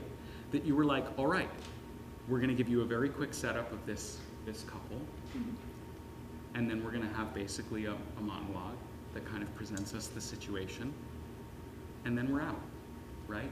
And I think that for a 8 to 10 minute piece, there can be a power in just going like, I'm just going to give you a snapshot, and this snapshot is going to leave you with a feeling and an impression, and you're going to make what you will of it. And a person in spotlight telling a story to a baby is a play in its own short form, right? And so the kind of willingness to just put the stake in the ground and go like, here's the play, and it's this, I think is really important. And also that you give us this monologue of a mother telling a story to her child, to her baby, and then the confirmation of our kind of understanding of that, or the revelation, depending on how you view it, with that news report at the end. And I also thought that the just very quickly sketched picture of the couple at the beginning gave us what we needed to know, right? Like, it was very quickly sketched. Not that many words are exchanged between them. And it's a reminder, this is when we talk about compression, which we've said a few times tonight, you can accomplish a lot in 5 lines, right? If you're very clear on the dynamics. Those dynamics don't need monologues, they sometimes just need shared moments. So I thought that was well done. So here's my big question, because it's the central thing in the piece. Why is our main character telling this story to that child? Like, what does she want? Why is she telling it? I think, to me, this is sort of, I guess, this is her first break, I guess, from, the start of the story, which is the start of where she begins her monologue. This is sort of her first breath. I think she's gone to this new town. She's finally settling down. Her husband's out. She's trying to talk to this first, I guess, form of connection that she really has out here. Yeah. You know, she's isolated. She doesn't have any more friends anymore. She doesn't know where her mom and dad are, if they care where she is, you know. So I guess it's sort of her sort of even just exploring how she feels having gone on this, I guess, half a way across the country journey, you know? And sort of trying to go back and think, like, what even has happened to me? What did I even do? Right. And then by the end, when she realizes it's kind of already too late. What does she realize? I think she realizes that this might not be the end. I think when I was writing this, I was pretty obsessed with, like, the cycle. And we hear that a lot now, you know, with, like, cycles of abuse or cycles of just pattern of behavior in, like, families, and how that continues and continues and continues. And I think I sort of wanted her to realize that this might not even be the beginning of the cycle. This might not be the end of it. She is just sort of in the middle. You know, she talks about her parents and talks about how they might not have even loved each other. And then she looks at her baby and thinks, if I had done that, if you had done that to me, I would be petrified. And so I guess realizing that she is sort of just standing in limbo, and she could be looking at the end of it. She could be looking at the wall, or she could be just looking into, I guess, the void. Yeah. That's really helpful. So here would be my thing to consider. I wonder, and some of this is how people play things, but I do think there's some of it's in the writing, which is, you just said a lot about realization, coming to understand, oh, I'm in the middle of a cycle, and I would have done this differently. I would invite you to consider what happens if you write that monologue as it being all realization for the figure. And what I mean is that right now, it feels like I'm telling a story to my child, and there might be a realization at the end, but I'm telling a story because I've got this moment alone. And I found myself wondering what the dramatic action was. You know what I mean? Like, the telling of a story is not a dramatic action, it's not a desire, it's just a telling of a story, and that can be powerful. But I think if it's, you just said a lot of things that I think you could explore being on the page even a little bit more, which is, this is my first breath. I've not had time alone. I am only, as I'm speaking my story, understanding what it is. I've not thought about it. I actually don't know the details, or I do, but they've never occurred to me. There was something in the writing that led me to think, like, I know the story I'm telling you, as opposed to the whole story is and that. Oh, and that's true too. And then this happened, and this happened. First of all, dramatically, that's exciting for an audience. We watch somebody coming to understand something. Two, more importantly, I think it's getting close to what you are trying to get at, which is that when somebody's in the middle of a cycle, they can't see it fully. And the dawning realization of what they're in is dramatic. And so I would look at the text and see if you can kind of up that she's gaining understanding as she's saying. And then, once you have that, you can start to make decisions about, it's not just her understanding, but what exactly is she wanting to communicate to this baby? What is she wanting this baby to understand as she's realizing it? Because that will also point your language so that it's about accomplishing something. Child, I want you to understand this. I don't want you to have this same experience. I actually do a trick sometimes when I teach playwriting where I ask people to write the whole monologue as subtext, meaning write the whole monologue, but only write what they want for each line. And normally it sounds, anyone who's been here with me before, I've shared this before, so it'll be, I am saying this because I want ... I am now saying this because I want ... And it may help you to understand line by line what this figure is realizing and what they're accomplishing. So that's my big note, because it's really the center of the piece, right? Thoughts, questions, does that make sense to you? Or No, do you yeah, want it makes a lot of sense. Thank you very much. Yeah, great work. Thank you. Thank you.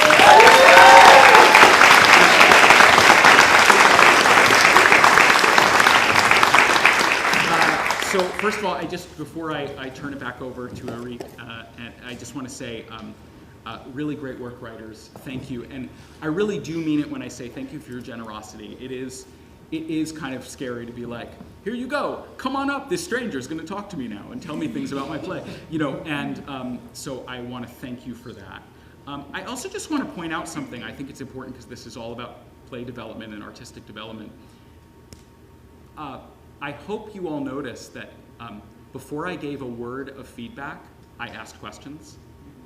And that's for two reasons. I'm being totally transparent. One is because it puts people at ease, and right? But two, because I don't know what I don't know. I don't want to give you notes that aren't speaking to what your goals are in the piece. Because I can give you all kinds of notes about what I think a piece should be. But my job is to actually make sure that I'm helping you write the best version of the piece you're seeking to write.